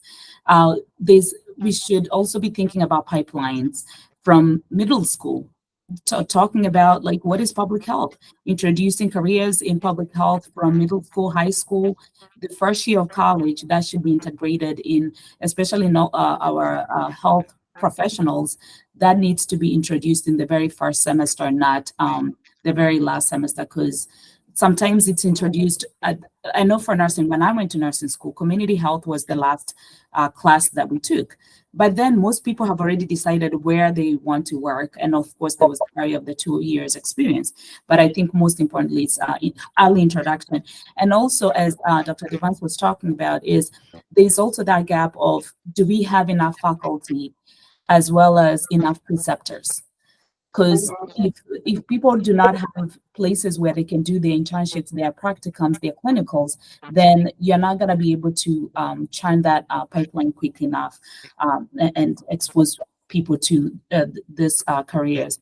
And last but not least is also encouraging. I know at the federal government, we have implement, at least in the nursing workforce, academic practice partnerships, whereby, you know, and also dual faculties, where someone is working at a health department and also faculty in some university, and that provides training opportunities for folks. And also, you know, it leverages that access to training and development for folks who are working in the health department. Wow, thank you so much. Thank you. These are great ideas.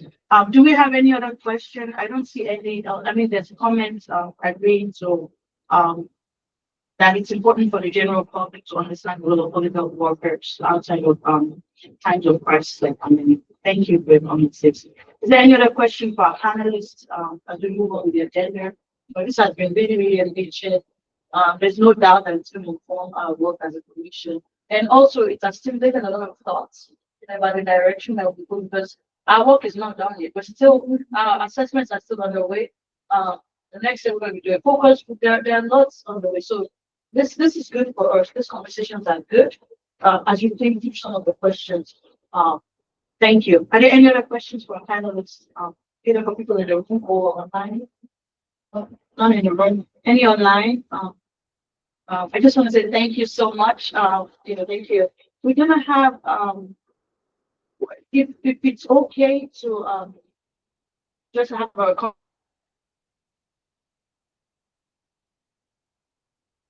commission updates. Honestly, by people's not get pictures of that. So if you don't mind, yeah. Let's take recess after that. Thank you.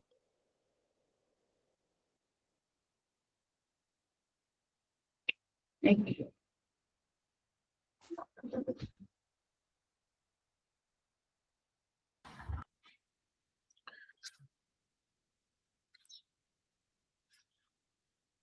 Are you ready for me, Tosin?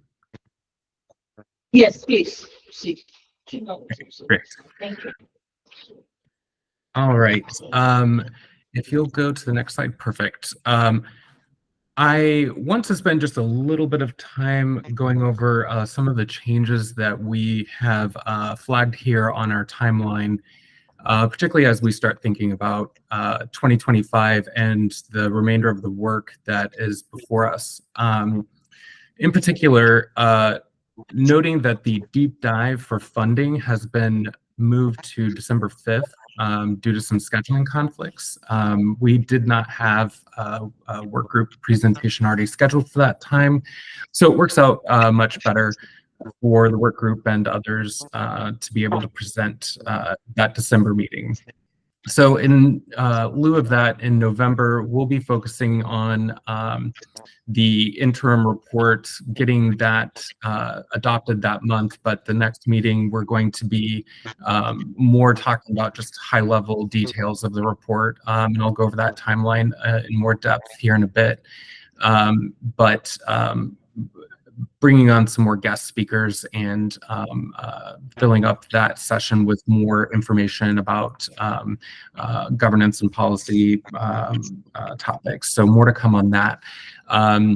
And based on what we've learned from this process with outlining the final interim report, we realize that we're going to need a little more time in getting that final report with recommendations next year fully pulled together and all the right amount of iterations and review from commissioners and different levels.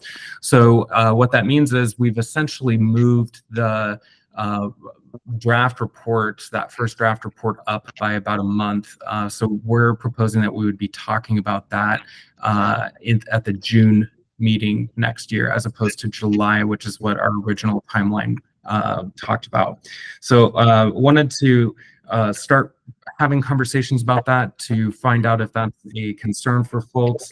I think it's actually a little bit better for us to do it in June because the way that we had some extra time built into the schedule in the spring that we don't need as much for, but also knowing that July is kind of a busy challenge for people in terms of vacations and schedules. I think this will facilitate more engagement from commissioners and others in that process. We're going to finalize the project detail for work groups and so forth that accompanies this timeline with more of these dates, but wanted to just go ahead and throw this out there for discussion and make sure no concerns as we kind of go over that. So next slide. Oh.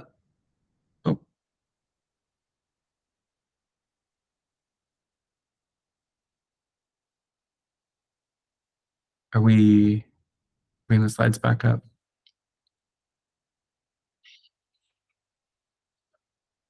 While Chittibum's doing that, I'll just note that the next slide is related to meeting dates. I did send that out to commissioners by email based on the last PowerPoint update that we had where my snafu, it didn't show all of the dates on the screen, so I apologize about that.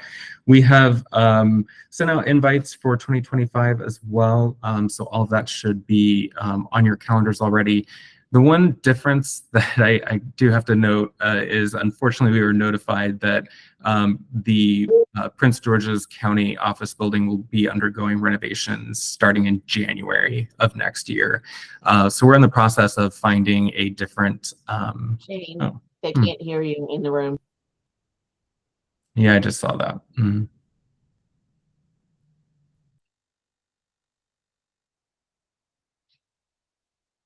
Are we good, Tosin?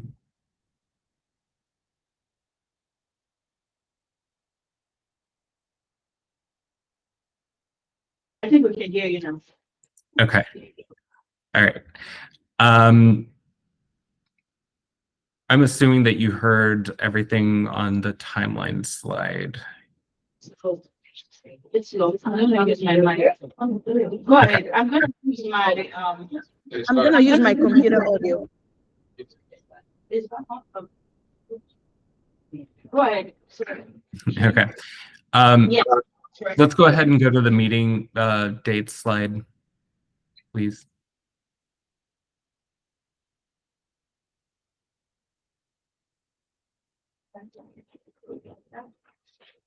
Technology.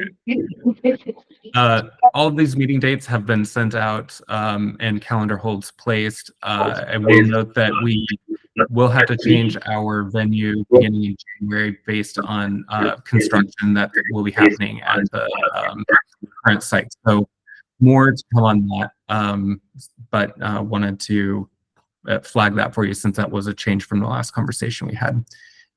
Next slide.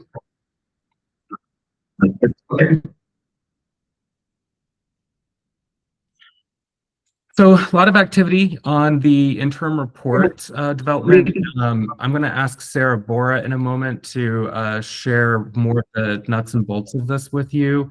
But before I turn it over, just wanted to say really excited with the process that we've been able to map out and share, that we've brought a technical writer on helping pull a lot of this stuff together. So it's been fast and furious in terms of getting things lined up in addition to all the other work that's happening. So wanted to extend thanks to the co-chairs and support team, as well as our assessment partners who have been really great, making sure that we've got this pulled together. I know we originally talked about discussing and potentially adopting the report at the November 7th meeting. That is a change from what we have talked about. We won't be doing that in quite that fashion. So Sarah's going to go through how that process will actually unfold here. But suffice it to say, definitely plan to be at that November 20th special virtual meeting, which is a Wednesday at 10 a.m. Sarah.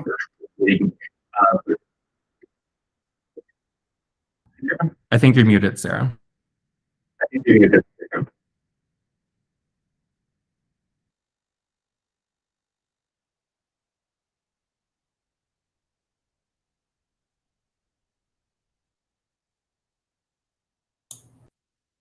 Can you hear me okay? All right, great.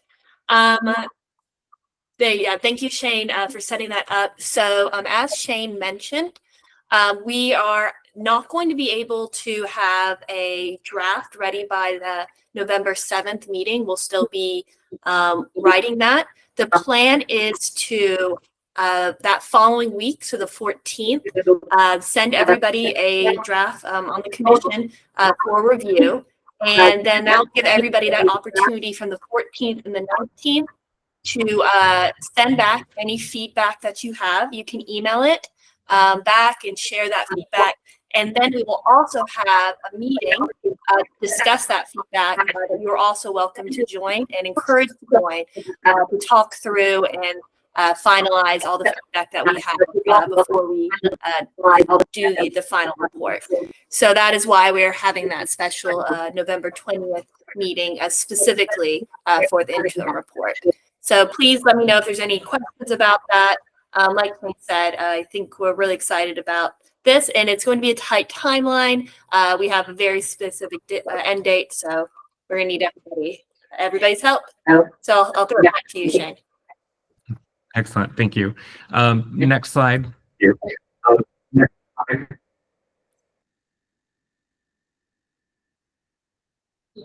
So our final listening session and site visit will be at Baltimore City Health Department. That will be held in Unity Hall. And finalizing those details, but all the registration information is sent out by email, and the local health department and local elected officials are very excited to be hosting us.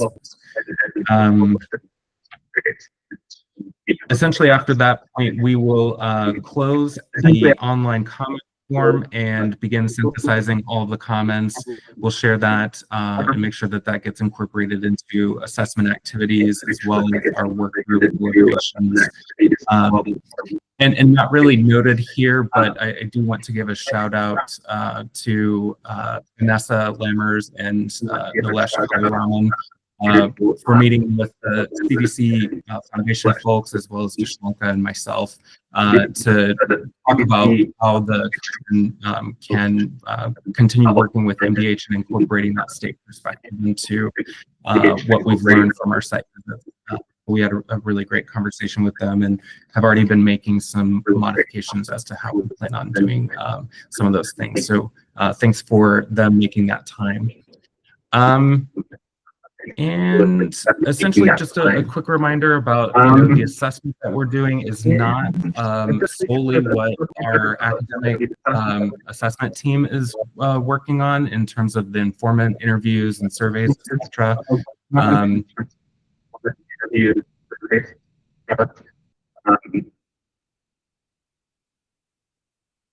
you want to go to the next slide, Chittapong? Why don't you do that, Ms. Rachel, next slide? I think we're getting to flip up in the chat. I think there's a lot of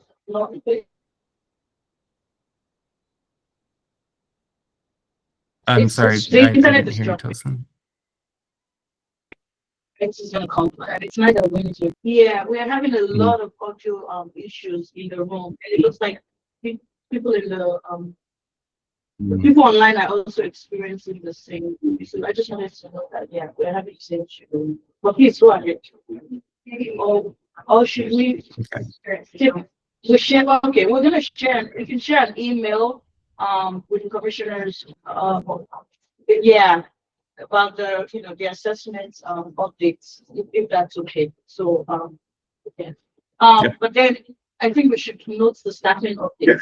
If we want to go into the staffing of it, then we share graphics about the assessment update. So can you please touch on the staffing update?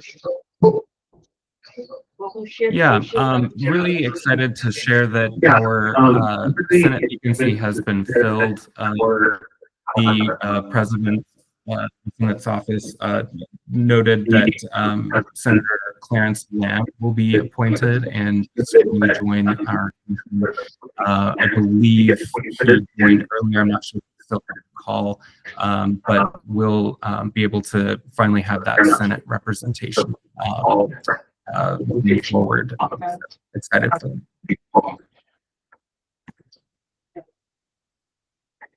Thank you. All righty. Just for people, I'm also putting it in the chat so people know, Senator Clarence Lamb has been appointed as a commissioner. We're very excited, about this position. Filling the Senate.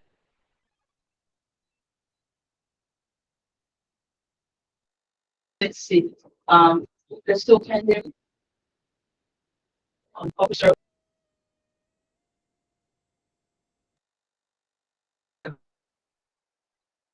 It's just those trigger remedies proceed to the ring slide, and we will return.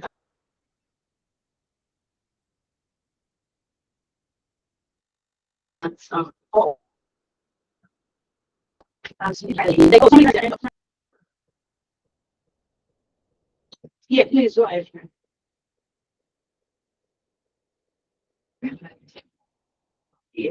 Karen, we can't hear Yes. you. Oh, yes. Yeah. Thank you. I know you want to take a break. I just want to say it was, for me, close to impossible to understand what Shane was saying. I think I heard that a summary of the status of the assessment will be forthcoming in an email as opposed to having it presented verbally. Did I hear that correctly? And so if that's the case, that's fine. I wanted to understand. There was a slide that he did not go over that had to do with the timeline and the progress of the assessment. And that's what I'm curious about. That will be shared via email to the commissioners. Yeah, that will be shared. Thank you. Thank you. All right, we will return at 4:05. Thank you, everyone.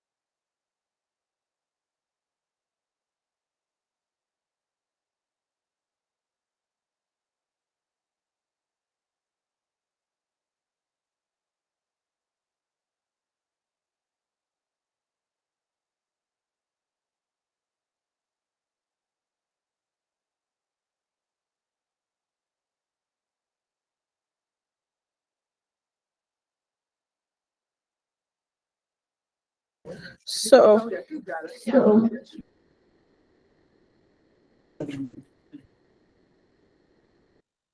We're gonna continue. We're gonna continue. Moving on with the agenda, thank you. Staying on. Yeah. Scientists of the inventive of introduce.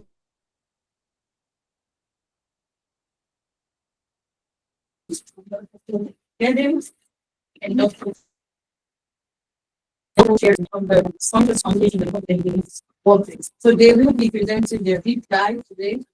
Last month, we heard from, what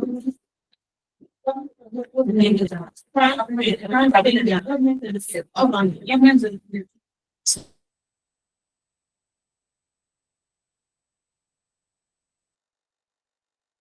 She does it.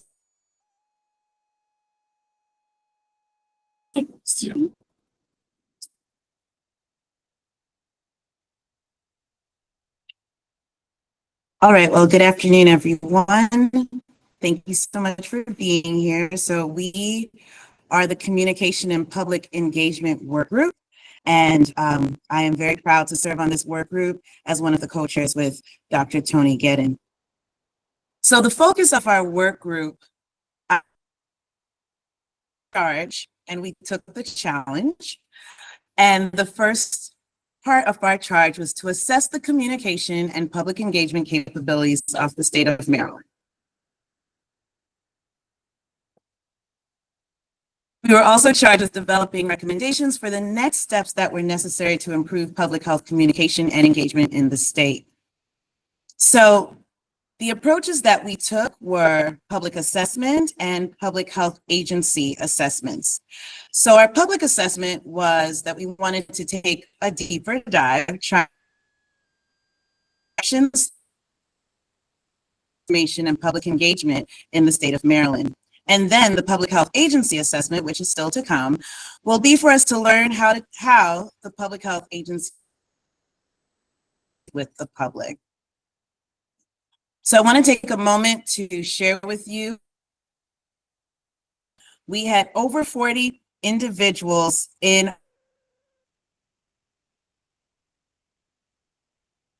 our work group. So as you can understand, that there was a lot of discussion room here. There are nods from the members of our work group. And I just, individuals already said that I should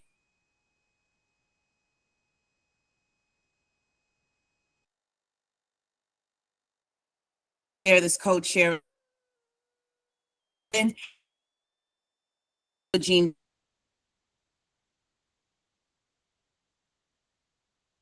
Drummond.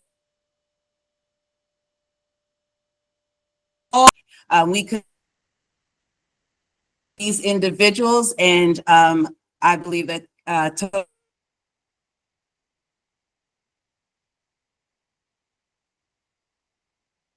and I. So we met every month faithfully.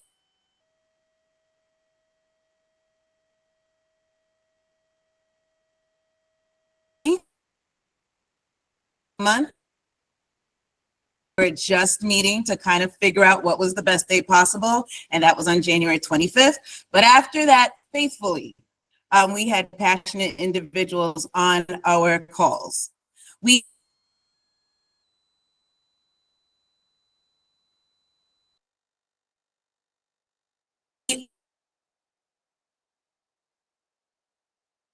really, and we'll talk about this more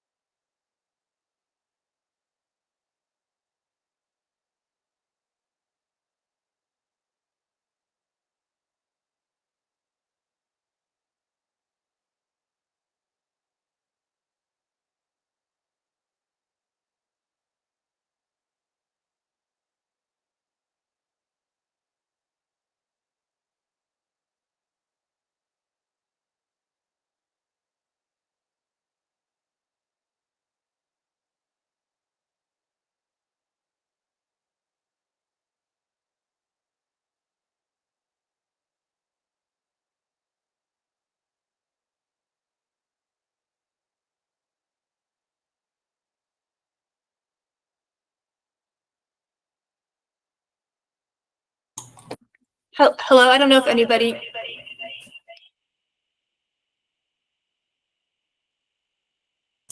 I don't know if you can hear me in the room, but we online are not hearing anything right now. So if there's something, maybe, I don't know, moving the closer, if there could be something, because we haven't heard anything for a little bit.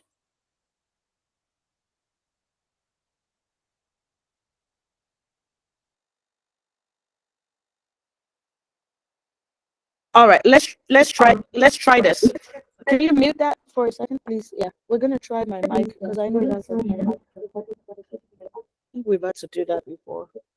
I'll move my computer closer. I'll move my computer closer. I'll move my.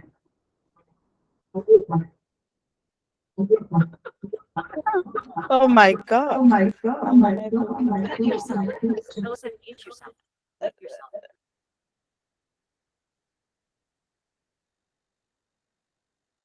Maybe if mute Bombs, and then Tosin, maybe bring your computer up to them to. But perfect. Yes.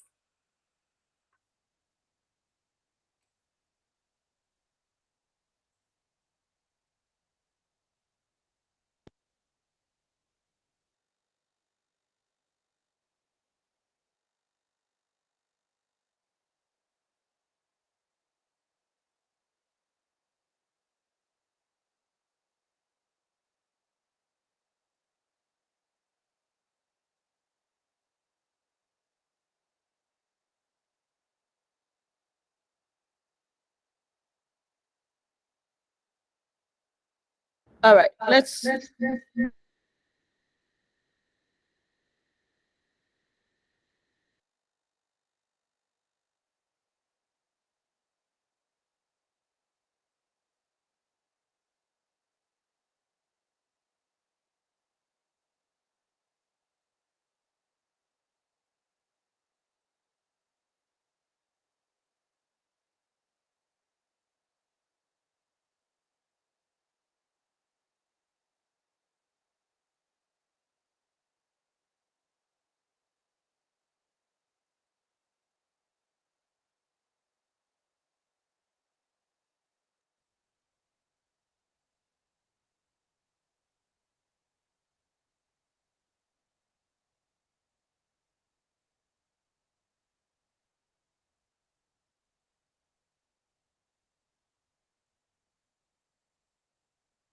Sorry, please bear with us. Okay, mic is muted.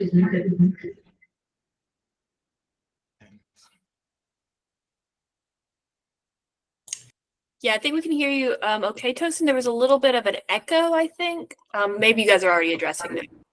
Yeah, we're working on it.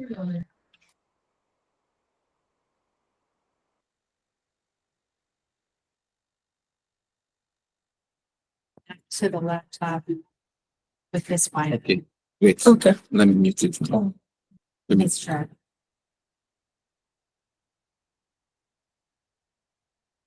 Hello? Hello? Hello?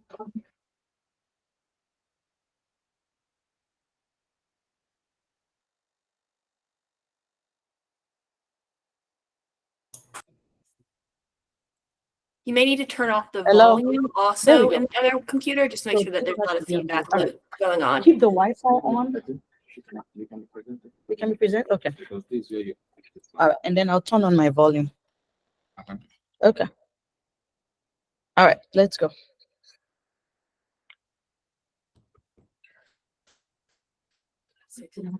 Everybody else, are you okay? Yeah.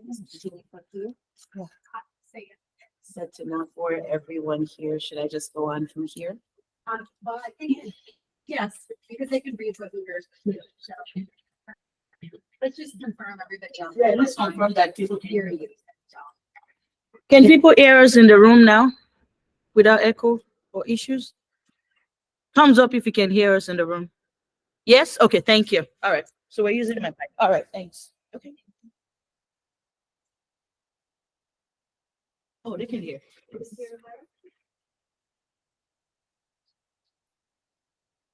Okay, so we were talking about the experts that we consulted with during our time together. So by now you have already read the experts on this slide. So we will go on to the next one. All right. This word cloud is simply to represent the vast array of expertise that we had with us in our work group. We had individuals who were from academia, from health departments across the state of Maryland, from nonprofits, from for-profits. And I think that's why we had such great discussion, because the individuals that were there brought their perspective, their lens, and really were fully engaged. So I just like to thank everybody for that. Also, I'd like to thank our interns who did an amazing amount of work with us. I just want to take a moment to mention their names. So thank you, Chidabem, thank you, Agnes, and thank you, Selma, underneath the supervision of Dr. Negan Fulati. Thank you for all of the work that you did. Our interns, because our group was so interested and passionate about many topics, they reviewed about 50 articles and spent about 200 hours reviewing articles and coming back and summarizing them for us. And then we asked more questions, and then they went back and did more work. And so truly, we just want to thank you for that. So we were trying to grapple with, what is the definition of communication? What is the definition of public engagement? Is it different for us here in the state of Maryland than the definitions that we're seeing through the work that they shared with us? And so you'll hear more about that as we go along. We also wanted to look at the various assessment tools that existed, and were there assessment tools that we could literally just replicate? Yay. Or were there some that we had to take a few parts out of that one and parse it with others? Or did we have to scrap everything that existed because we are a unique state here and come up with our own? So you will hear more about what we decided as we go along. And then we also wanted to look at strategies and best practices. What has been done that has been really amazing in terms of engaging the public? Can we replicate that? Would it work here? If not, why not? If yes, what can we do, and the best practices that existed? I hope that I've piqued your curiosity enough, because if you'd like to know more, here's the QR code. You can scan it. I'll leave it on for a few seconds, and it will bring you to the Excel file, because our interns have put together an amazing database that has all of the resources that our work group examined over the past 8 months, and I invite you to look at it. All right. So I am now going to pass the mic over to my wonderful co-chair, Tony, who will talk about health equity and cost-cutting. Okay, thank you, Sylvette.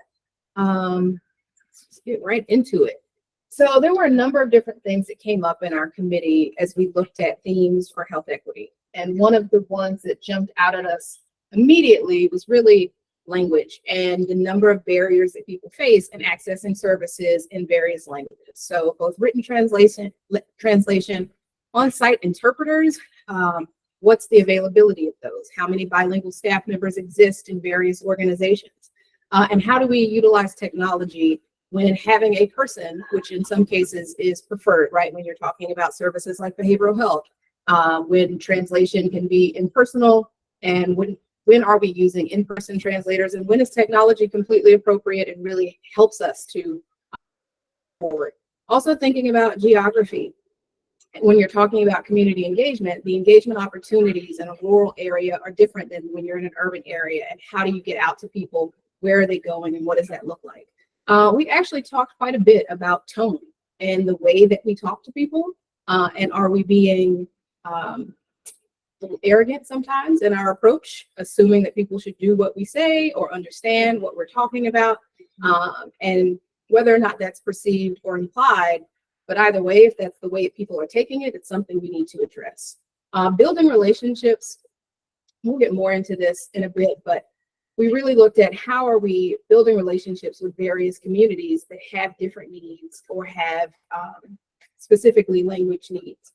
And then verbiage and vernacular for different regions. How do we know that we're using the right verbiage or vernacular for the populations that we're trying to reach? And that's really what led us into diversifying the workforce, right? When you have diverse workforce, you can have people say, I don't think that's how we should say that. Or I think this doesn't quite mean what you think it means, or it might mean different things to different groups.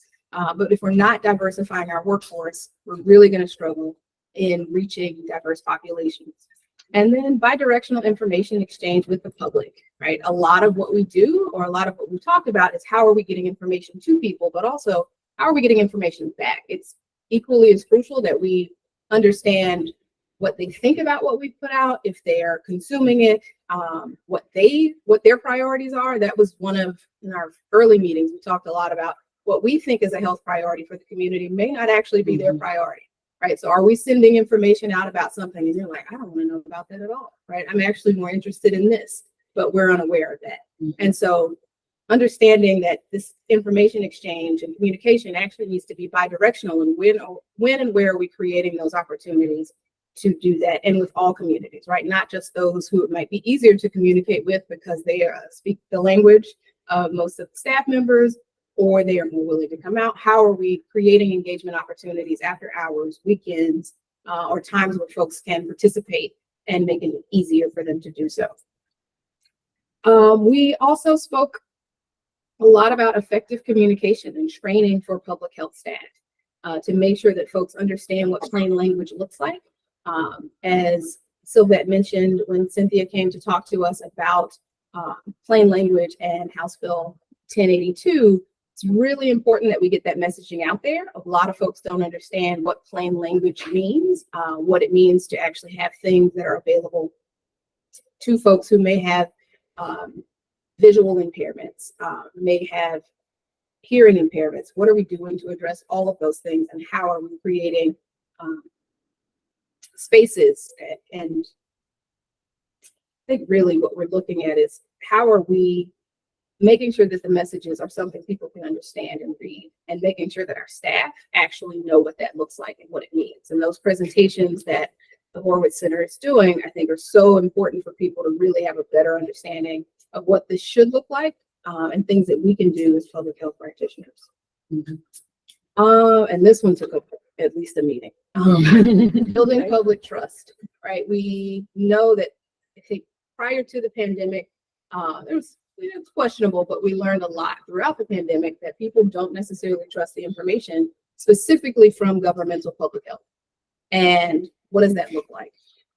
So feeling that governmental public health, and this is something I think we've all seen, is not necessarily backed in science. And we know that we're trying to use the best science that is available to us, but the fact that the community doesn't feel that way all the time is something that we have to address. Addressing misinformation directly. So we know that misinformation is out there, but instead of us putting out the correct information only, actually saying, hey, we know this is what you're hearing, that's incorrect, this is correct. But oftentimes our approach is, oh, that's not right, so let's put out the accurate information, but we're not actually addressing the misinformation. Systemic racism and historic bias in both healthcare and government really gives us a double whammy as public health, right? We know that there have been issues in healthcare and both government that have marginalized specific groups. And so looking to get that trust, building trust with those groups, takes a lot of work on our part that we have to do. Our group, and I think she couldn't join us today, but mistrust of CDC or federal regulations and recommendations came up quite a bit. Timely information. I think we talked earlier about the bureaucracy and how slow we hire in government, but also there's a decent amount of red tape sometimes in getting information out. And so it's not always timely when people need it. And community engagement. We highlighted here or bolded the trusted messengers, because what we found is that it's not always the local health department. It's not even always your primary care provider, but we have to figure out who those people are and actually work with them. And it may be other community members. It may be family members. It may be that you trust a faith leader, but who within your community is a trusted messenger, and how are we making sure that we're incorporating that in our delivery, and not always assuming that it has to be someone who may have be licensed or has a specific title. We really need to use other folks to get messaging out. providing consistent messages across platforms, right? So if we're using multiple social medias and a website, does it all say the same thing relatively, right? Or are we providing slightly different messages in different platforms, which can be confusing for people? Unbiased information, I think that one is self-explanatory, and then providing reassurance supports and recognizing the challenges that people face in understanding. And then some of the final things we ran into were, how are we creating social connection for folks, right? Talked about isolation of older adults. How do we create emotional support programs, engaging youth? I know we all send out surveys, we all access those sorts of things. We very rarely get young people engaged in that sort of work. So how are we engaging them? And who are we partnering with? Are we partnering with schools? Are we partnering with other religious organizations? And how are we moving forward with empathy and sensitivity and not, oh, you should be doing this, or why don't you believe this? Again, kind of back to that tone. Right, so then I'm going to move into the emerging themes. We quickly realized that we don't know what we don't know, right? A number of the people that served on this work group work in the space in some way, shape, or form. And so we're not really the group to say, well, how does the public want to be engaged with, right? I can't necessarily, I can answer it for me, but I have a slightly biased opinion, right? Most of the folks on our work group. So we quickly determined that we needed to survey the public and not just public health workforce, not just the local health departments and state health departments. We don't know enough about how people want to engage with information.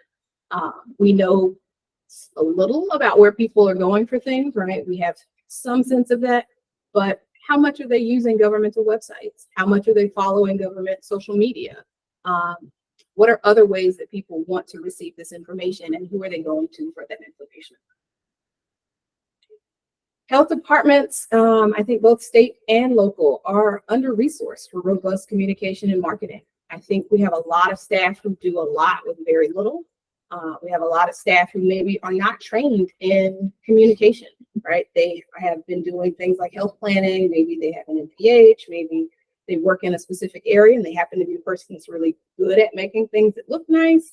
And then they move up and they get training in things like emergency preparedness communication and what do we have to do for public information requests and that sort of thing. But actual marketing and communication tools and styles are not something that we often run into in health departments that people are trained to do, and this is their specialty. And we also don't have the funding to compete competitively, as we spoke about earlier with nurses. It's really no different. And hiring, if you had the funding to hire communications specialists, what would that look like? Are we competitive? And so what we're finding is that people are piecing it together. I don't consider myself a communication specialist, but I have to look at and help design a lot of campaigns, right? I'm fortunate that the person that runs our communications department at the Anne Arundel County Health Department is an expert, but that's very rare. I'm really not sure how we got that, to be honest with you. And it's difficult for health departments to keep up with emerging technology, right? People are engaging in lots of different ways. We talk a lot in our group about how are we engaging young people, and like young people are on TikTok. The state doesn't allow you to have TikTok on state devices. I understand why the state is saying that, but it also creates a barrier in how we are communicating with different groups. And then what are we putting up there, right? You just heard a little bit about the ages of some of the nurses in the department. I would say that's not far-fetched for a lot of the positions. So if the average age is 54, what you put on social media, if we're trying to reach 21-year-olds, right, is not quite there, right? So we've got a mismatch oftentimes in the technology and the people that might be putting messaging out and the groups that we're trying to reach, or even just the familiarity with this, right? When you throw a new platform out there, we think of large companies that market to us who are really successful at getting their messaging out. They have social media managers. They have folks who are experts in this, learn how to work the platforms, learn what to do to get more engagement and to keep things moving. They know what the trends are, what is trending, or what dance or what song. And that's not something we typically have in health departments to really help us leverage some of the technology that's out there. We also, I'll keep putting this plug in, we also don't have the money for a lot of technology.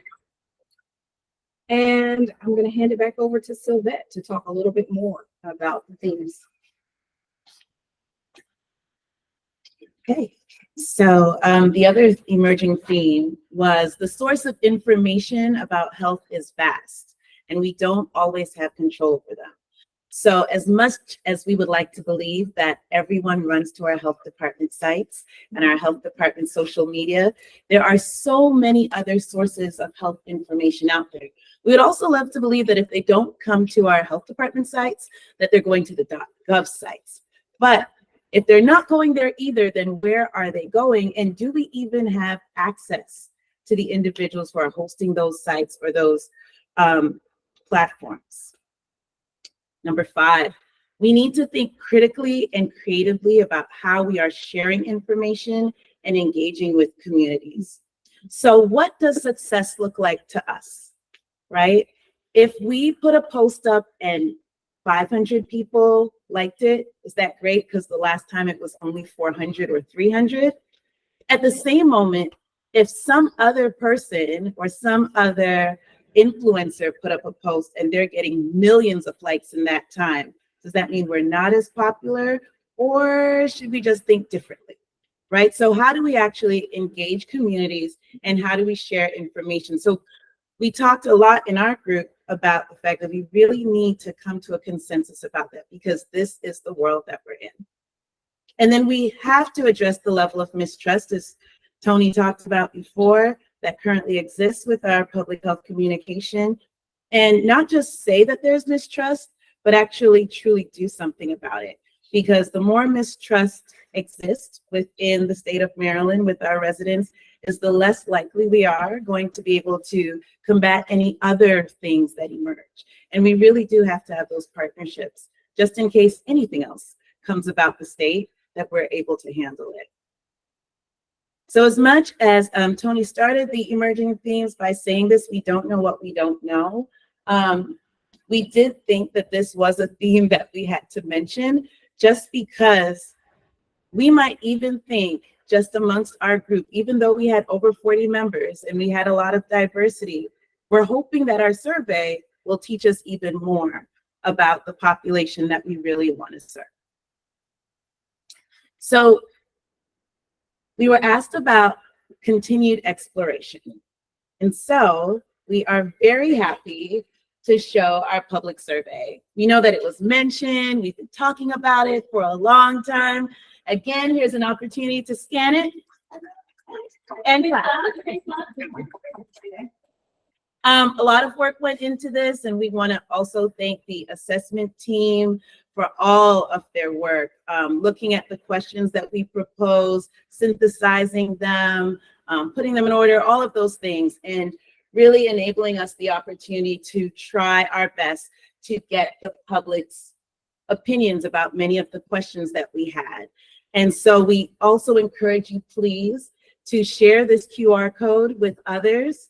And we're also trying to track where the survey goes to, and because we want to make sure that we get as many people as possible and that we serve as many groups as possible in the state of Maryland. All right. Hopefully everybody has taken a picture, a screenshot, something. Bless you. And I'll move on. So here are some of the remaining questions that we have.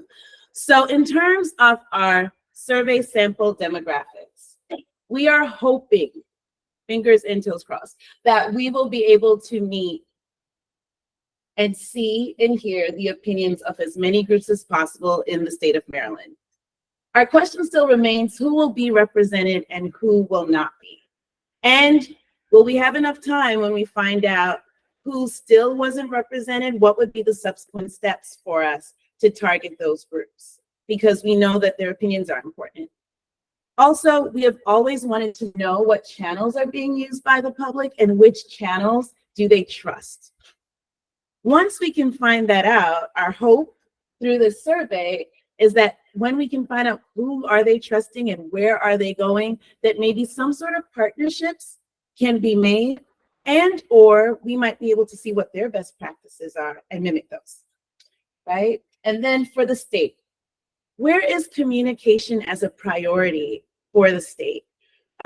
We know how important it is we are the work group dedicated to communication and public engagement. So of course, we believe it's very important.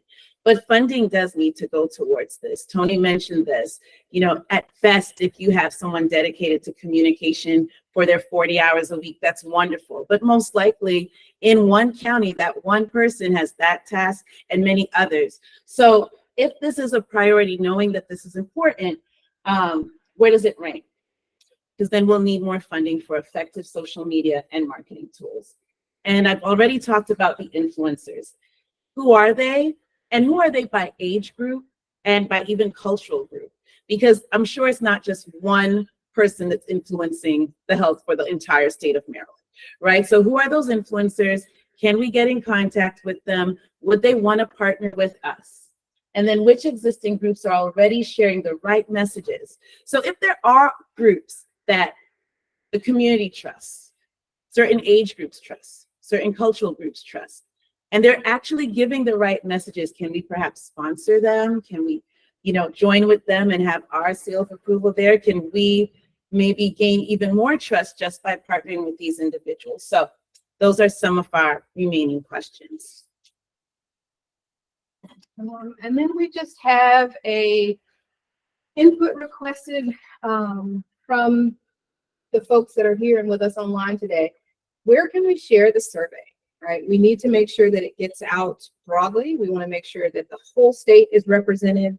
Are there places that we haven't thought of? So this is a conversation that we started having with local health officers to discuss, let people know that the survey was coming. But where should we be pushing this out? We acknowledge that there are no incentives to doing the survey, right? How do we get a lot of touches and people to take it? And then how do we ensure diversity in the people completing the survey? I think that's probably our biggest challenge. And some of the members of our work group are here today who ask questions about, well, is there a paper version? If you don't trust QR codes or you don't want to take it, or you're not comfortable or don't know how to use QR codes. And at this time, we don't have the resources time for things like that, but we acknowledge that those will be barriers in getting some people to participate, right? That this is a survey that's completely online. So those are some of the questions that we had for the group. And then what are we focusing on in the next 3 to 6 months? So the survey and getting it out as broadly as possible.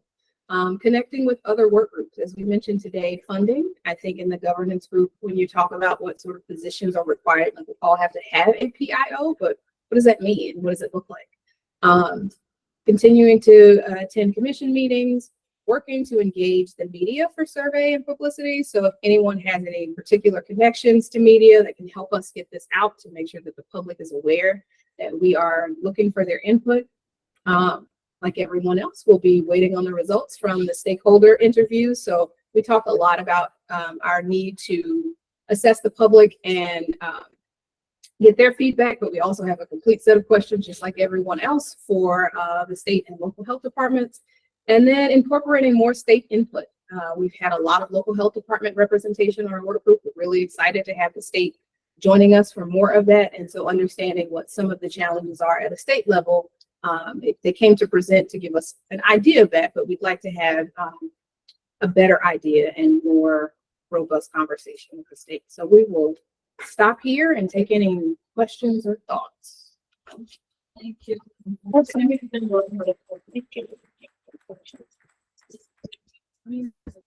Oh, sure. Thank you very much. I think this is really, really very informative.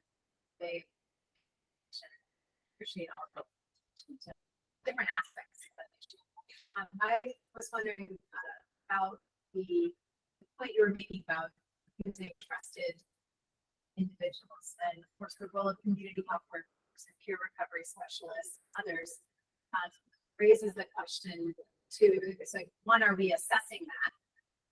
Or is that part of the assessment, focus group questions or other questions that we're querying our state level around those tools of communication? And then two, it brings up, and something that we dealt with quite a bit, actually, I'd say during CPAP, and then during COVID, was the utilization of kind of ground campaigns and ground canvassing in public health. And one thing we found in our health department was that really helped us get messages out in a way that social media and press releases never do. and also allowed us to connect with residents in that person-to-person kind of way that we may not be able to do through those other means of communication. So I'd be really interested in hearing if the work group is looking at that type of communication effort, ground campaigns, and if not, if that's part of the assessment, or is that a topic for the assessment?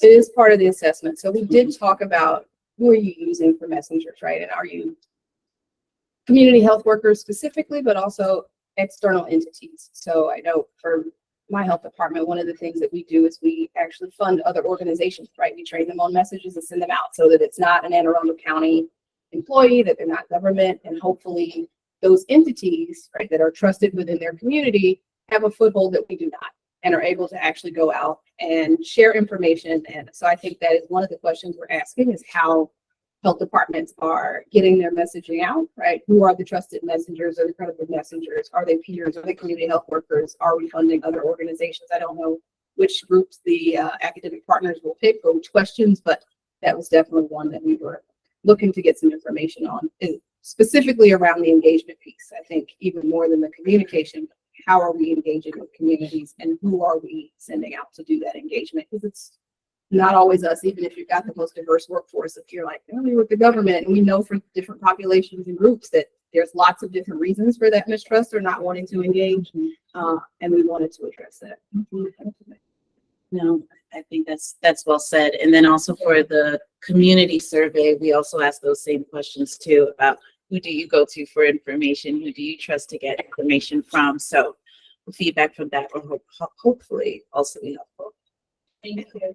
Boris has a question. Boris Luciano, Commissioner, for co-chair of the commission.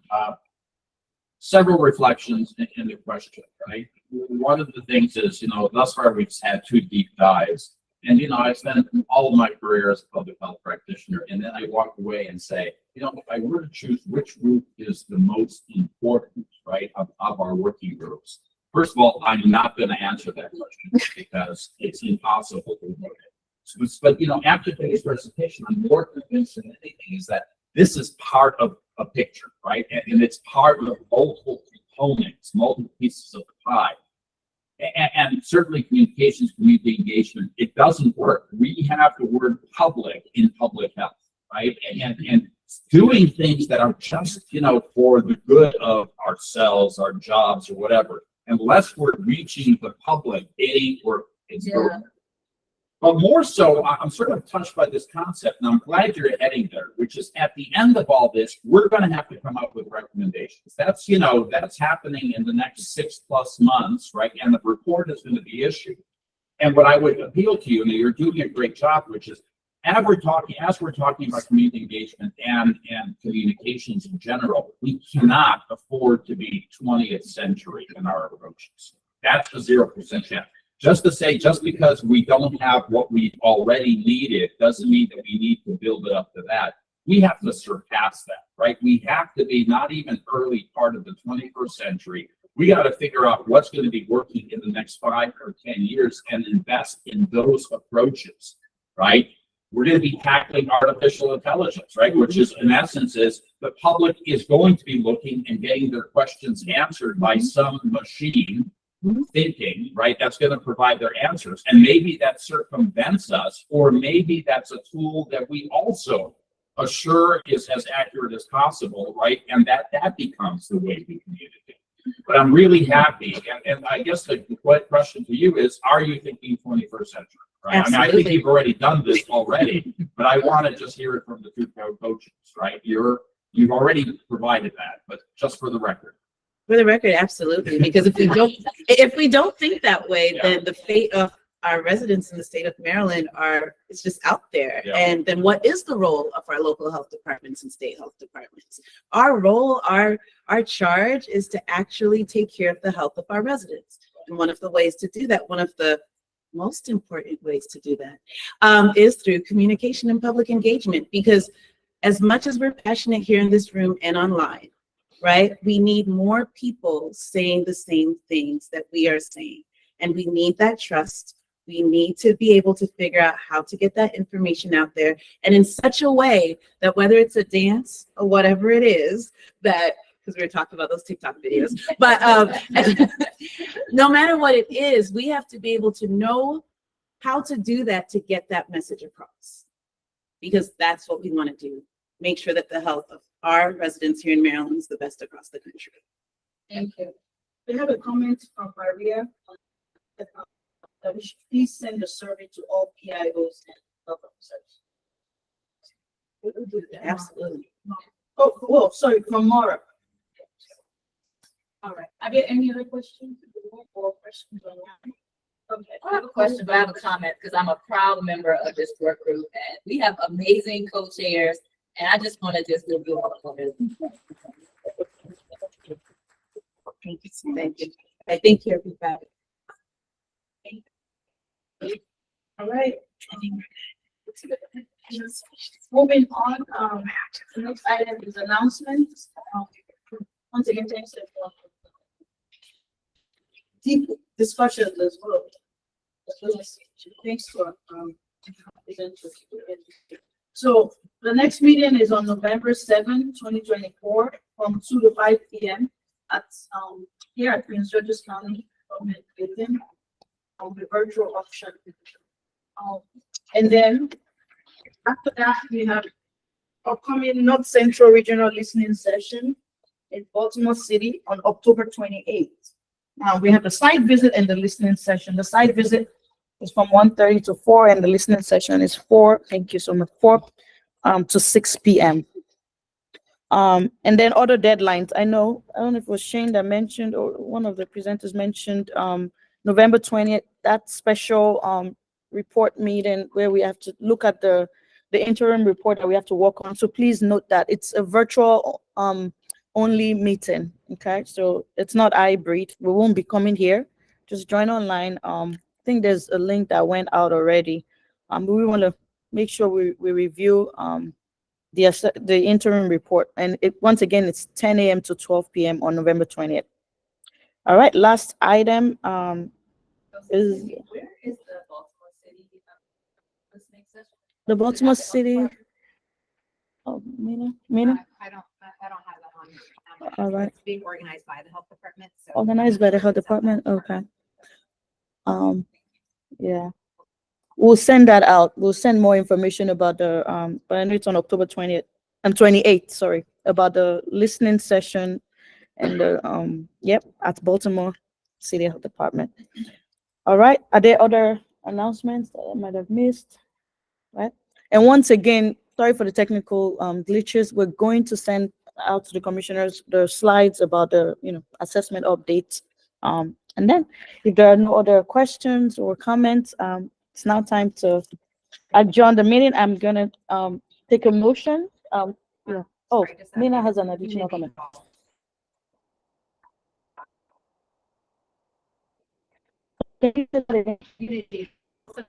Oh, I said it's going to be Unity Hall. But again, we'll send it out. We'll send the information of the